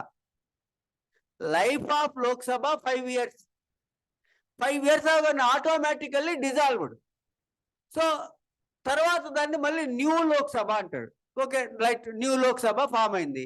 ఫామ్ అయితే ఫస్ట్ ఏం చేస్తారు, ఒక స్పీకర్ని ఎన్నుకుంటారు టు కండక్ట్ సెషన్స్. ఆ స్పీకర్ ఎన్నిక ఎలా జరుగుతుంది అంటే లోక్సభ కూడా మనకి కాన్స్టిట్యూషన్లో పార్ట్లే. న్యూ లోక్సభ ఫామ్ అయినప్పుడు ఫస్ట్ డే వాళ్ళు చేసే పని ఏంటంటే election of speaker. Speaker election జరగాలి. ఎందుకని సమావేశాలు నిర్వహించడానికి. ఆ స్పీకర్ ఎలక్షన్లు ఎవరు జరపాలంటే ఒక ప్రోటెం స్పీకర్ అని ఉంటారు, temporary speaker. So the speaker election of new Lok Sabha shall be conducted by pro tem speaker. Pro tem speaker అనే ఎలక్షన్ కండక్ట్ చేస్తాడు. ప్రో టెం స్పీకర్ ఎవరంటే appointed by the president. So the pro tem speaker who conduct the election of speaker is appointed by the president of India. ఎవరిని appoint చేస్తాడు, the senior most member of that Lok Sabha. So the senior most member of that Lok Sabha is appointed as pro tem speaker by the president of India for the purpose of elections of conducting elections of speaker. New Lok Sabha form అవగానే వాళ్ళల్లో senior most member ఉంటారు. అప్పుడు elect అయిన 543 మందిలో ఎవడో ఒకడు 27 years 3 months Lok Sabha speaker గా చేసాడు. ఆ 543లో ఎవరో ఒకరు సీనియర్ ఉంటాడు కదా, 25 ఏళ్ళు చేసిన ఉంటాడు, 30 ఏళ్ళు చేసిన ఉంటాడు. ఆ సీనియర్ మోస్ట్ మెంబర్ని, that senior most member is automatically appointed as pro tem speaker. So president of India ఏం చేస్తాడు, ఆ 543లో ఎవరు ఎక్కువ కాలం లోక్సభ స్పీకర్ గా పనిచేశాడో అతన్ని ప్రోటెం స్పీకర్ గా అపాయింట్ చేస్తాడు. That pro tem speaker conduct the election of speaker. ఇతను స్పీకర్ ఎలక్షన్ కండక్ట్ చేస్తాడు. స్పీకర్ ఎలక్షన్ కండక్ట్ చేయగానే ప్రోటెం స్పీకర్ పదవి అయిపోతాడు. సో ఇక్కడ ఏమర్థం అవ్వాలంటే హెడ్ని స్పీకర్ అనివ్వండి, ప్రెసిడెంట్ అవనివ్వండి, చైర్మన్ అనివ్వండి, ఆ ఎలక్షన్ ఎవరు కండక్ట్ చేస్తారంటే ఒక తాత్కాలిక speaker, temporary speaker, known as pro tem speaker, right. అయితే ఇలా ఒక టెంపరరీ స్పీకర్ని ఎన్నుకొని అతనితో స్పీకర్ ఎలక్షన్ కండక్ట్ చేపించడం, ఒక టెంపరరీ చైర్మన్ ఎన్నుకొని అతనితో చైర్మన్ ఎలక్షన్ కండక్ట్ చేపించడం, ఒక టెంపరరీ ప్రెసిడెంట్ ఎన్నుకొని అతనితో ప్రెసిడెంట్ ఎలక్షన్ కండక్ట్ చేయటం అనేది ఫ్రాన్స్లో ఉండేది, ఫ్రాన్స్లో ఉంది. అందుకని this system is known as French system. French system. So French system అంటే ఏంటంటే, ఫ్రెంచ్ సిస్టమ్ అంటే ఒక లోక్సభ స్పీకర్ ఎలక్షన్ కండక్ట్ చేయాలంటే ఒక ప్రోటెం స్పీకర్ కండక్ట్ చేయాలి. అలాగే ఏదైనా సరే ఒక చైర్మన్, ఒక కమిటీ ఉంది, ఆ చైర్మన్ ఎలక్షన్ కండక్ట్ చేయాలంటే టెంపరరీ చైర్మన్ కండక్ట్ చేయాలి. ఒక ప్రెసిడెంట్ ఎలక్షన్ కండక్ట్ చేయాలి, ఒక కమిటీకి టెంపరరీ ప్రెసిడెంట్ ఎలక్షన్ ఎన్నుకొని ఆయనతో కండక్ట్ చేయాలి. So this system is known as French system. So ఇక్కడ ఫస్ట్ సమావేశం అయిన రోజు ఒక హెడ్ ఎన్నుకోవాలిగా, చైర్మన్ ఎన్నుకోవాలిగా. చైర్మన్ ఎన్నుకోవాలంటే according to French system, according to French system, there shall be a temporary chairman. So ఇక్కడ doctor Sachchidananda Sinha 9/12/1946 doctor Sachchidananda Sinha. So doctor Sachchidananda Sinha is elected as temporary chairman, pro tem chairman according to French system. దానికోసం చెప్పాము ఇదంతా. So on the day of formation of constitutional assembly, according to French system, doctor Sachchidananda Sinha was elected as temporary chairman of the constitutional assembly. Right. So ఈయన పని ఏంటి? To conduct elections. 11/12/1946 third day election జరిగినాయి. Doctor Babu Rajendra Prasad was elected as chairman. ఈయన తర్వాత ఈ became first president of India. So ఇక్కడ our constitution was made by constituent assembly. The chairman of Constituent Assembly was doctor Babu Rajendra Prasad. So మన constitution ని తయారు చేసిన కమిటీకి చైర్మన్ ఎవరంటే doctor Babu Rajendra Prasad. Total members 318. So మన కాన్స్టిట్యూషన్ గొప్పన్నా, ఒకవేళ దాంట్లో తప్పున్నా, ఈ 389 మెంబర్స్ కదా బాధ్యత.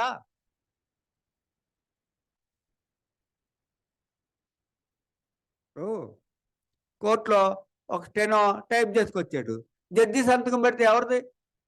జడ్జిదేగా ఫాల్టు. అలాగే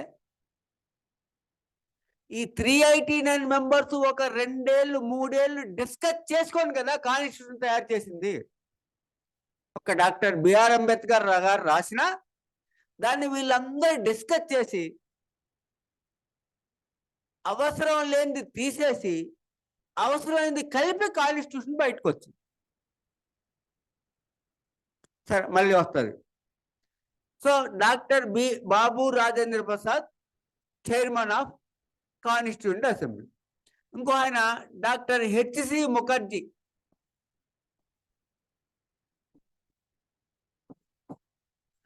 doctor HC Mukherjee elected as vice president. So chairman వచ్చి బాబు రాజేంద్ర ప్రసాద్, వైస్ చైర్మన్ వచ్చి డాక్టర్ హెచ్సి ముఖర్జీ. ఈయన తర్వాత ఇండిపెండెన్స్ వచ్చినాక బెంగాల్ గవర్నర్ అయ్యాడు. ఈయనేమో ఫస్ట్ ప్రెసిడెంట్ ఆఫ్ ఇండియా అయ్యాడు. ఒక పక్కన పెట్టాడు. మళ్ళీ 13/12/1946 13/12/1946 జవహర్ లాల్ నెహ్రూ, మనం ఈ దేశం కోసం ఒక కాన్స్టిట్యూషన్ రచించుకుంటున్నాం. ఈ కాన్స్టిట్యూషన్ లో ఈ అంశాలు పెట్టుకుందాం, ఈ ఫండమెంటల్ రైట్స్ ఇలా పెట్టుకుందాం, డైరెక్టివ్ ప్రిన్సిపల్ ఇలా పెట్టుకుందాం, పార్లమెంటరీ ఇలా పెట్టుకుందాం, ప్రెసిడెంటరీ ఇలా పెట్టుకుందాం. అంటే కాన్స్టిట్యూషన్ లో ఏమేమి ఉండాలో, మనం ఏమేమి పెట్టుకోవాలో, ఎయిమ్స్ ఆఫ్ ద కాన్స్టిట్యూషన్. మనం కాన్స్టిట్యూషన్ ఎందుకు రాసుకుంటున్నాం? ప్రజలకి హక్కులు ఇద్దాం, ప్రెసిడెంట్ ఇలా ఎన్నుకుందాం, ఒక సుప్రీంకోర్టు పెట్టుకుందాం, లేకుంటే ఒక హైకోర్టు పెట్టుకుందాం, హైకోర్టు జడ్జీలు ఇలా ఎన్నుకుందాం, సుప్రీంకోర్టు జడ్జీలు ఇలా ఎన్నుకుందాం, గవర్నర్ని ఇలా ఎన్నుకుందాం, రాష్ట్రానికి అసెంబ్లీ పెడదాం, చీఫ్ మినిస్టర్ ఇలా ఎన్నుకుందాం. ఇట్లా అంటే కాన్స్టిట్యూషన్ లో ఏమేమి అంశాలు ఉండాలో ఒక రెజల్యూషన్ ని పాస్ చేశాడు, ఒక తీర్మానాన్ని ఇంట్రడ్యూస్ చేశాడు. That is AIIMS resolution, objectives resolution, objectives of the constitution, aims of the constitution. So objectives resolution, aims resolution, objectives. అసలు ఏమేమి ఉండాలి మనం కాన్స్టిట్యూషన్ లో? Objectives resolution, aims resolution, introduced by Jawahar Lal Nehru, the first prime minister of India.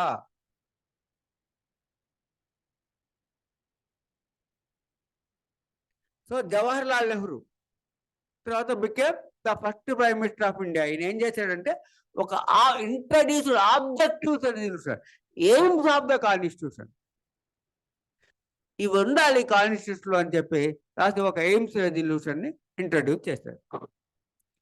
తర్వాత 26/11/1949 26/11/1949 ఈ దేశానికి constitution ఇది అని డిసైడ్ చేసేసారు. మనం కాన్స్టిట్యూషనల్ డే అంటాం. So our constitution was adopted by the constitution assembly on 26/11/1949 adoption day. దీన్నే మనం కాన్స్టిట్యూషనల్ డే అని ఇప్పుడు జరుపుతున్నాం. కాన్స్టిట్యూషనల్ డే అని చెప్పేసి ఇప్పుడు మోడీ గారు వచ్చాక కాన్స్టిట్యూషనల్ డే అంటే 26/11/1949 ఏంటయ్యా ఇదంటే, on that day our constitution was finalised and signed by all the member. మొత్తం ఇది ఈ దేశాన్ని కాన్స్టిట్యూషన్ డిసైడ్ చేశారండి, ఆమోదించారండి 26/11/1949. అలా వెయిట్ చేసి ఏం చేశారు, 26/1/1950 came into force known as Republic Day. 26/11/19 అదే అట్లా ఎందుకు అలా 2 months ఆగారంటే అక్కడే ప్రతి దానికి ఒక రీజన్ ఉండదు, కానీ దీనికి మాత్రం ఒక రీజన్ ఉంది. 26/11/1949కి కాన్స్టిట్యూషన్ ని రచించడం అయిపోయింది, అందరు పాస్ చేశారు. అయితే 2 months ఆగి 26/1/1950 ఎందుకు ఫోర్స్లోకి తెచ్చారంటే, మన ఫ్రీడమ్ స్ట్రగుల్ జరిగేటప్పుడు మెయిన్ ఫ్రీడమ్ స్ట్రగుల్ చేసింది ఎవరంటే కాంగ్రెస్ పార్టీ. సరే తర్వాత ఎవరు ఇంకా ముస్లిం లీగ్ వాళ్ళు, రిపబ్లిక్ పార్టీ వాళ్ళు ఎంత సపోర్ట్ చేసినా మెయిన్ ఎవరంటే సరే కాంగ్రెస్ పార్టీ వాళ్ళు చేశారు. అంటే 1885లో ఇండియన్ నేషనల్ కాంగ్రెస్ పెట్టినప్పటి నుంచి ఎవ్రీ ఇయర్ వాళ్ళు ఫస్ట్ బాంబేలో సమావేశం జరిగింది, ఇంకో ఇయర్లో మెడ్రాస్లో, ఇంకో ఇయర్లో లాహోర్లో, ఇంకో ఇయర్లో కలకత్తాలో, ఇంకో ఇయర్లో ఢిల్లీలో, ఇంకో ఇయర్లో కాకినాడలో, అలా ఎవ్రీ ఇయర్ ఎక్కడొక చోట కాంగ్రెస్ పార్టీ సమావేశం పెడతారు. ఎప్పటి నుంచి, 1885 నుంచి. 1929లో కాంగ్రెస్ పార్టీ సమావేశం లాహోర్లో జరిగింది. అంటే ఇప్పుడు పాకిస్తాన్, అప్పుడు ఇండియానే కదా. 1929 డిసెంబర్లో లాహోర్లో కాంగ్రెస్ పార్టీ సమావేశం జరిగింది. దాంట్లో ఏం డిసైడ్ చేశారంటే, ఆ నెక్స్ట్ ఇయర్ నుంచి అంటే 1930 నుంచి ఎవ్రీ ఇయర్ January 26న 1930 నుంచి ఎవ్రీ ఇయర్ January 26న ఇండిపెండెన్స్ వచ్చినట్టుగానే భావించుకొని పూర్ణ స్వరాజ్ దిన్, ఫుల్ ఇండిపెండెన్స్ డే అని సెలబ్రేట్ చేసుకుంటూ వచ్చారు. అంటే మనకి ఏమర్థం అవ్వాలి, 1930 నుంచి ఎవ్రీ ఇయర్ January 26న మనం స్వాతంత్ర దినం లాగా, రిపబ్లిక్ డే లాగా జరుపుకుంటూ వచ్చాం. అందుకని ఆ డేట్ నుంచి దీన్ని ఫోర్స్లోకి తెచ్చాం. ఓకే అండి, రైట్, కొంతవరకు అర్థం అవ్వాలి. రైట్, ఇప్పుడు ఇక్కడ చూడండి ఇంకా పాయింట్లు దీంట్లో చెప్పి నేను చెప్తాను, మళ్ళీ వెళ్తాం. ఇక్కడ కూడా అసలు డాక్టర్ బిఆర్ అంబేద్కర్ గారి పేరు రాలా కదా, వెళ్తాం. దానికి వెళ్ళే ముందు ఒక పాయింట్ ఏంటంటే జాగ్రత్తగా వినాలి. Constituent assembly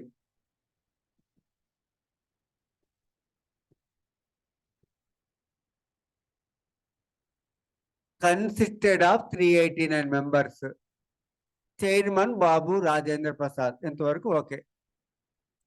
chairman doctor Babu Rajendra Prasad.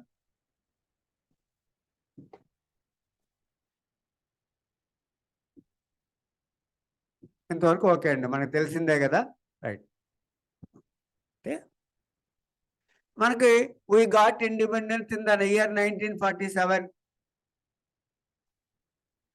The first general election for Lok Sabha. First general election for Lok Sabha. ఈ దేశంలో పార్లమెంట్ ఎప్పుడు ఫామ్ అయింది?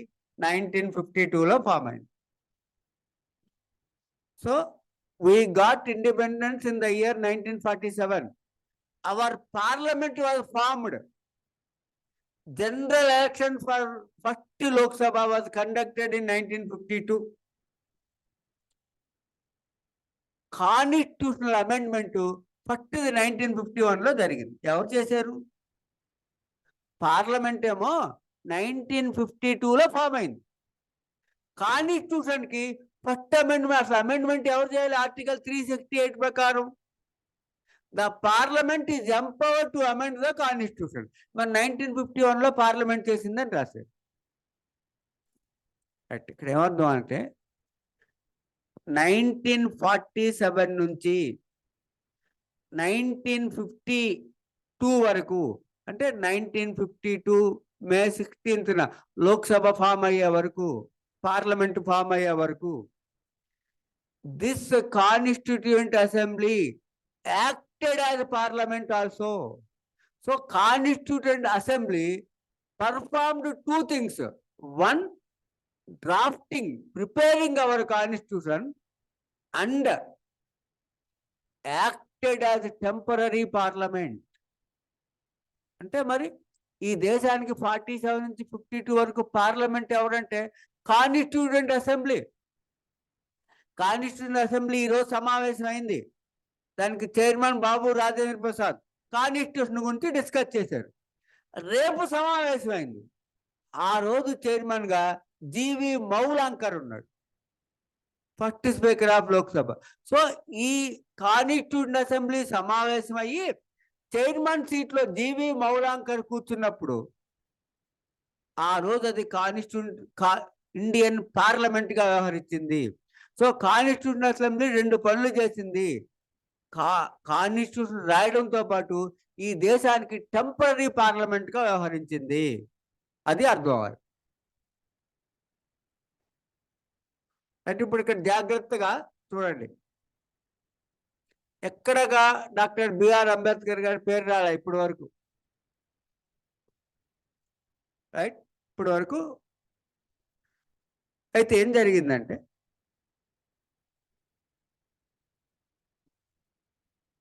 ఈ 389 మెంబర్స్ని 22 కమిటీస్కి వేశారండి. అన్ని కంట్రీస్కి వెళ్ళి ఆ దేశం యొక్క కాన్స్టిట్యూషన్ తేవాలి. దానికి ఒక కమిటీ. ఆ తెచ్చిన కాన్స్టిట్యూషన్ని మనకు అర్థమయ్యే లాంగ్వేజ్లో ట్రాన్స్లేట్ చేయించాలి. దానికి ఒక కమిటీ. దాని ప్రింటింగ్ చేయించడానికి ఒక కమిటీ. దానికి పబ్లిక్ ఒపీనియన్ తీసుకోవడానికి ఒక కమిటీ. ఫండమెంటల్ రైట్స్ తయారు చేయడానికి ఒక కమిటీ. దానికి కావాల్సిన మనీ కలెక్ట్ చేయడానికి ఒక కమిటీ. ఇట్లా రకరకాల కమిటీలు వేశారండి, 22 కమిటీస్. ఈ కమిటీలన్నిటికీ హెడ్ ఎవరంటే కాన్స్టిట్యూయెంట్ అసెంబ్లీ, దాని చైర్మన్ బాబు రాజేంద్ర ప్రసాద్. దీంట్లో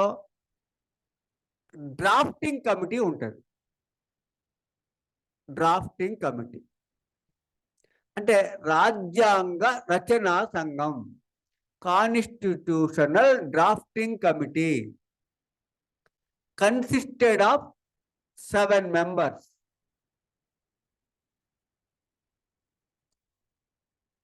ఈ కమిటీకి చైర్మన్ బిఆర్ అంబేద్కర్.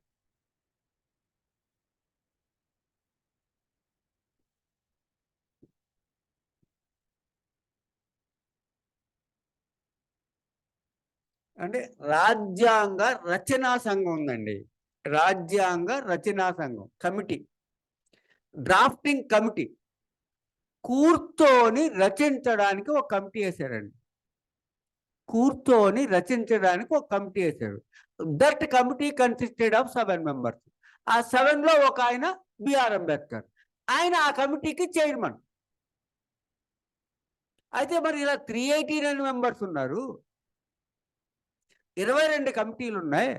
వీటన్నిటిలో డాక్టర్ బిఆర్ అంబేద్కర్ గారికి ఎందుకు పేరు వచ్చిందంటే, ఈ 7 మందిలో ఒకడు వాళ్ళ ఆవిడికి బాగలేదని వెళ్ళిపోయాడు, ఒకడు వాళ్ళ అబ్బాయికి బాగలేదని వెళ్ళిపోయాడు, ఒకడు ఆడికే కడుపులు నొప్పి అని వెళ్ళిపోయాడు. ఇలా 6 వెళ్ళిపోతే ఒక్కడే కూర్చొని రచించాడు. అంటే ఎవడు రచిస్తాడు? ఎవడికేం పని? మనమే ఉన్నాం. 6 నెలలు రోజు 8 గంటలు చదువుకుంటే ఒక జడ్జి అవుతావు. 6 నెలలు రోజు 8 గంటలు చదువుకుంటే ఒక ఏపీపీ అవుతావు. మన కోసం మనం చదువుకోలేకపోతున్నాం. ఎవడో దేశం కోసం ఎవడు రాస్తాడు? ఎవడికేం పని? ఐపీసీ రాశాడంటే Thomas Babington Macaulay, it took 24 years for drafting IPC. ఆ 511 సెక్షన్ రాయడానికి 24 years పట్టింది. అందుకే ఈ రోజుకి అదే అద్భుతమైనటువంటి డాక్యుమెంట్. బిఎన్ఎస్ ఏం చేసినా దాంట్లో 85% పాతదే. అంటే అంత అద్భుతమైన డాక్యుమెంట్ 24 years రాశాడు. మరి అప్పుడు రాసినటువంటి ఐపీసీ ఇప్పుడు అమలు చేస్తున్నామంటే ఎంత అద్భుతంగా రాశాడు. అట్లా సరే, ఆయన అంటే లా కమిషన్ చైర్మన్ కాబట్టి ఆయన డ్యూటీలో పార్ట్గా రాశాడు. ఈయన ఏమి కాదు కదా, ఈయనకేం శాలరీ లేదు కదా, ఎందుకు రాశాడు? ఎక్స్ట్రా ఎఫర్ట్, దేశం కోసం రాశాడు. ఇంకా సో అందుకని 6 వెళ్ళిపోయారు కదా, ఒక్కడే కూర్చొని రాశాడు. ఇప్పుడు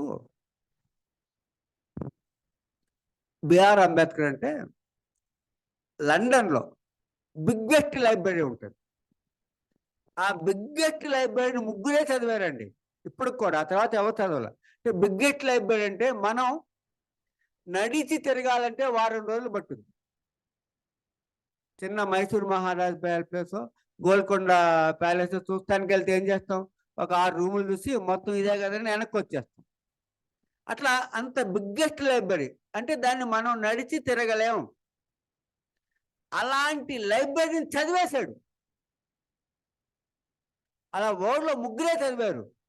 కారల్ మార్క్స్ ఉంటాడు, కమ్యూనిస్ట్ మేనిఫెస్టో రాసిన ఆయన. దాస్ క్యాపిటల్ అని కమ్యూనిస్ట్ మేనిఫెస్టో రాశాడు కారల్ మార్క్స్. ఆయన ఆ లైబ్రరీ మొత్తం చదివాడు. డాక్టర్ బిఆర్ అంబేద్కర్ ఆ లైబ్రరీ మొత్తం చదివాడు. ఇంకో ఇటలీ ఫ్యాసిస్ట్ ఉంటాడు, ఇటలీని పరిపాలించిన ముస్సోలిని. ఇలా 3 అసలు ఆ బ్రిటిష్ లైబ్రరీని చదివాడు. అంటే అంత గొప్ప వాళ్ళు. ఆ గొప్ప వాళ్ళు ఈయన ఒకడు. ఇదే కాదు, అసలు అంబేద్కర్ గురించి నేర్చుకోవాల్సింది ఏంటంటే, అంబేద్కర్ గారి గురించి అవకాశాలు రావు. మనం ఇంట్లో పడుకుంటే ఎవడైనా జేసీదే ఉద్యోగం ఇస్తాడా? ఇంట్లో పడుకుంటే ఎవడైనా ఏపీపీ ఉద్యోగం ఇస్తాడా? నేను కూడా నిద్రపోతే మీరు అందరు క్లాసులకు వస్తారా? అవకాశాలు మనమే లాక్కోవాలి.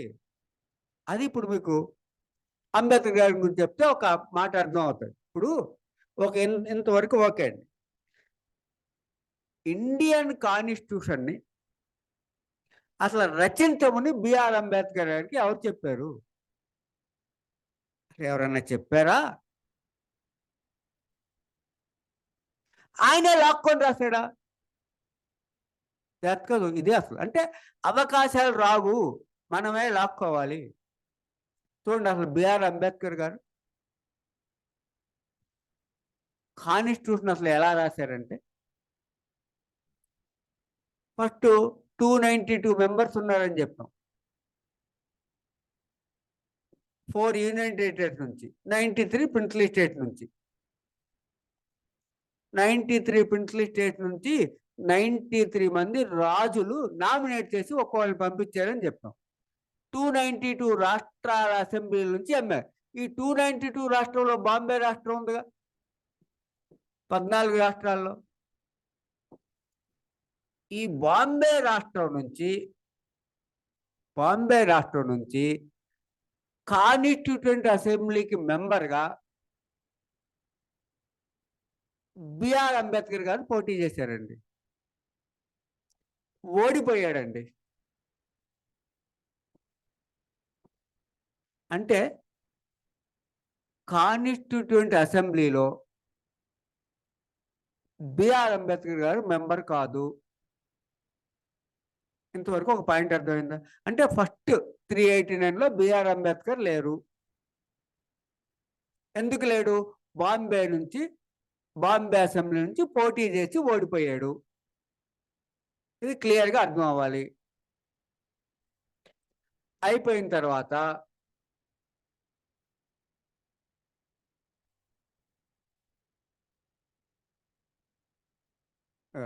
ఇటు సైడ్ కొంత పాకిస్తాన్ డివైడ్ అయింది. ఇక్కడ బంగ్లాదేశ్ కూడా ఫస్ట్ పాకిస్తాన్ డివైడ్ అయిందిగా. రైట్. ఇప్పుడు డాక్టర్ బిఆర్ అంబేద్కర్ కాన్స్టిట్యూయెంట్ అసెంబ్లీలో మెంబర్ కాదు. 93 మంది ప్రిన్స్లీ స్టేట్స్ 93 మంది నామినేట్ చేసి పంపించారుగా. ఇండియా బంగ్లాదేశ్ బార్డర్ ఉంటుంది. ఇండియా బంగ్లాదేశ్ బార్డర్ అంటే అప్పుడు ఏంటి? ఇండియానే. డివైడ్ అయినప్పుడు ఇండియా నుంచి పాకిస్తాను, ఇక్కడ పాకిస్తాన్ డివైడ్ అయింది. ఈ బంగ్లాదేశ్ కూడా సగం అటు వెళ్ళిపోయింది, పాకిస్తాన్లోకి వెళ్ళిపోయింది. తర్వాత వాళ్ళు మాకు బంగ్లాదేశ్ కావాలని పాకిస్తాన్తో ఫైట్ చేసుకున్నారు, పక్కన పెట్టారు. ఇక్కడ ఇండియా బంగ్లాదేశ్ బార్డర్లో జస్సర్ అని ఒక ప్రిన్స్లీ స్టేట్ ఉంటుంది. జస్సర్ రాజ్యం పేరు. ఇక్కడ జస్సర్ అనే ఒక రాజ్యం ఉంటుంది. ఆ జస్సర్ రాజ్యాన్ని పరిపాలించే రాజు ఒక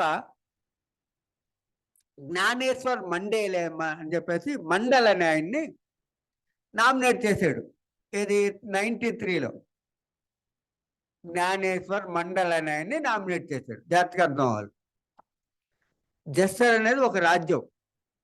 ఆ రాజ్యానికి ఉన్న రాజు ఒక మండల్ అనే ఆయన్ని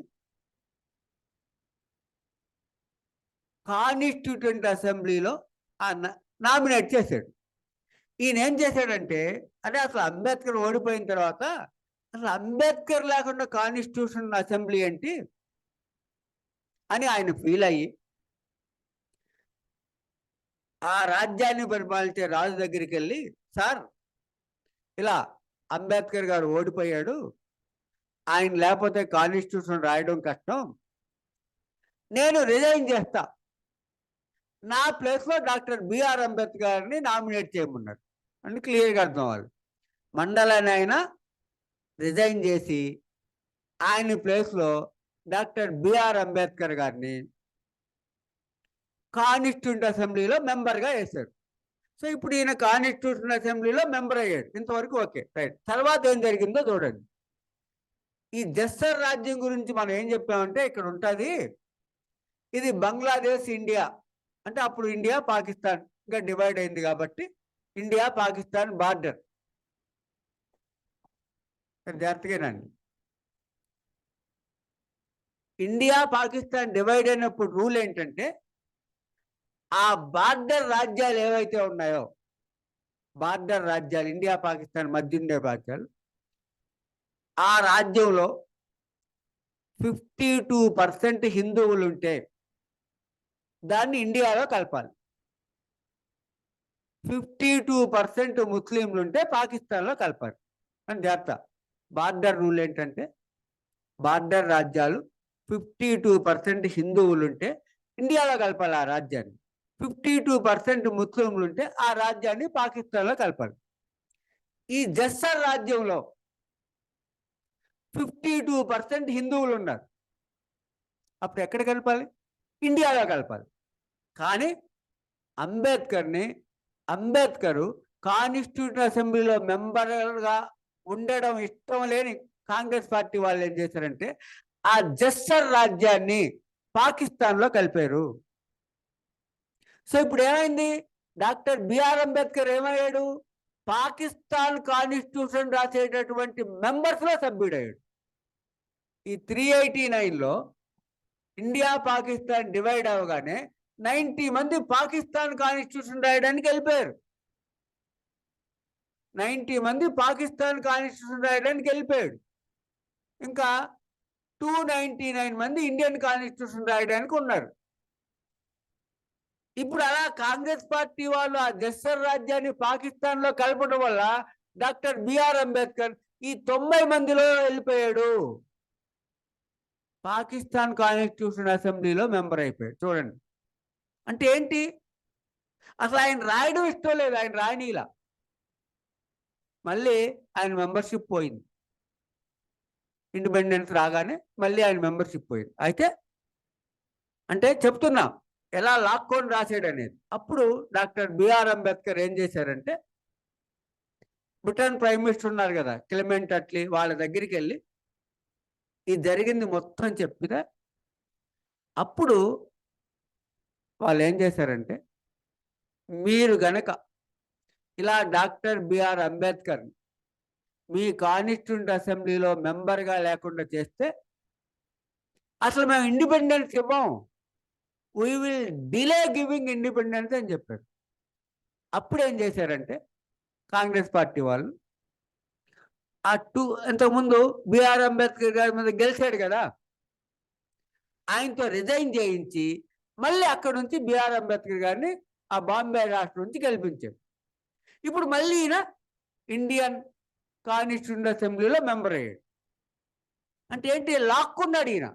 ఓకే రైట్, ఇంతవరకు అయింది. అయిన తర్వాత ఇప్పుడు ఏం చేశారు? మళ్ళీ వీళ్ళకి ఇష్టం లేదు కదా అంబేద్కర్ గారు రాయడం. ఈ నెహ్రూ వీళ్ళు మళ్ళీ లా సైంటిస్టులు ఉంటారు కదా, ఆ లా సైంటిస్ట్ దగ్గరికి వెళ్ళి ఉంటారు కదా, మా దేశానికి కొంచెం కాన్స్టిట్యూషన్ రాసి పెట్టండి అని చెప్పాడు.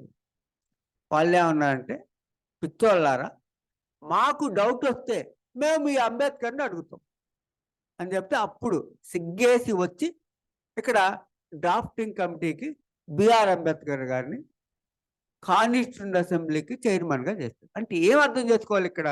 అంబేద్కరు కాన్స్టిట్యూషన్ని లాక్కొని రాసాడు. అంటే అవకాశాలు మనకి రావు, మనమే లాక్కోవాలి. 6 నెలలు చదువుకోవాలి, 10 నెలలు చదువుకోవాలి. ఇంట్లో పడుకొని అందరిలాగా సమానంగా ఉంటే మనకి ఎలా హోదా వస్తుంది? సో అట్లా అవకాశాలు లాక్కొని రాసాడు ఆయన. దాన్ని మనం నేర్చుకోవాలి.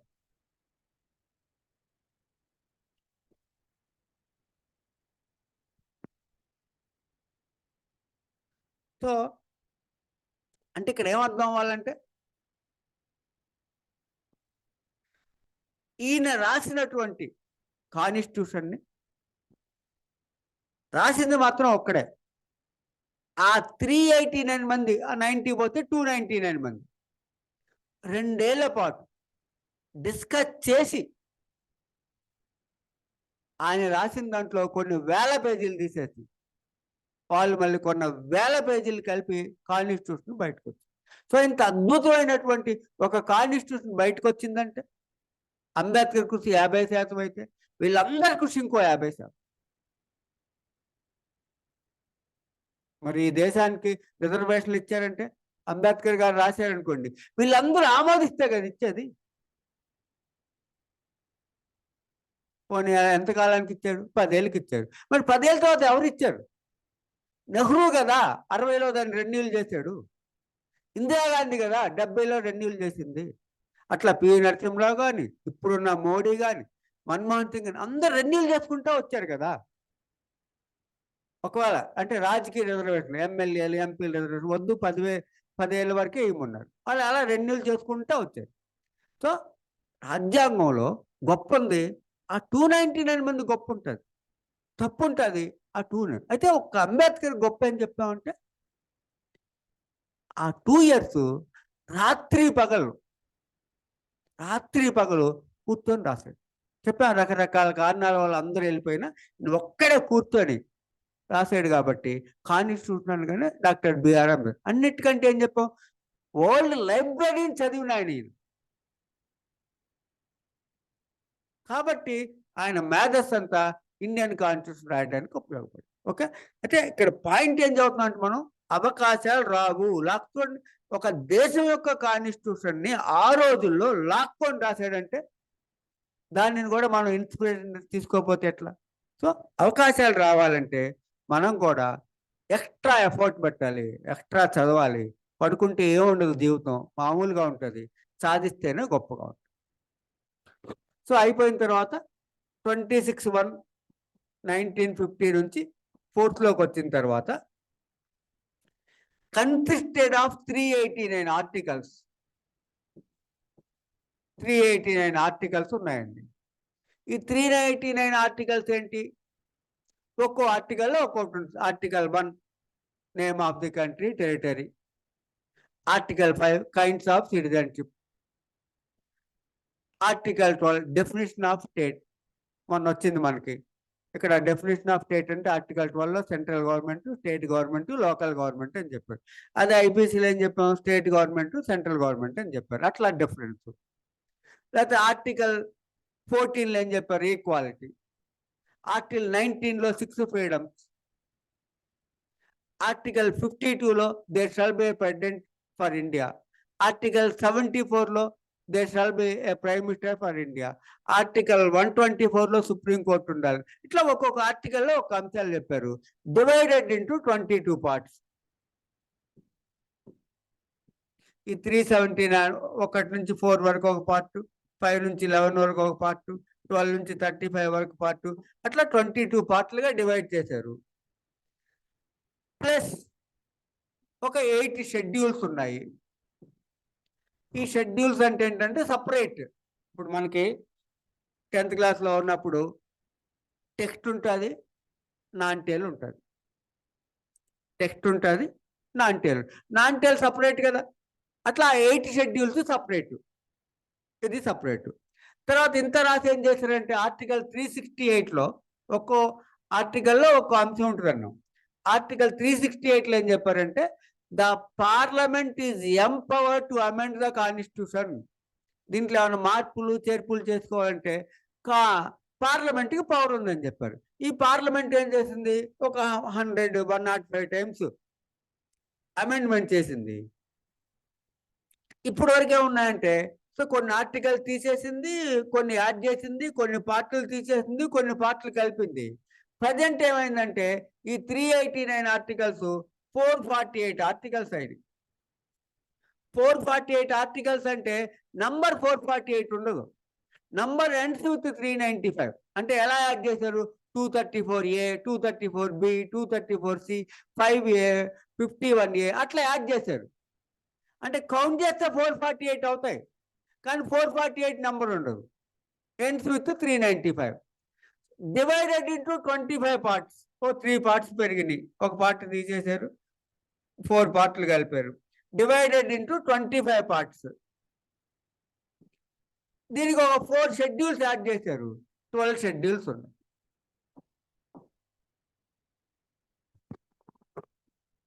సో ఇక్కడ ఏమైంది?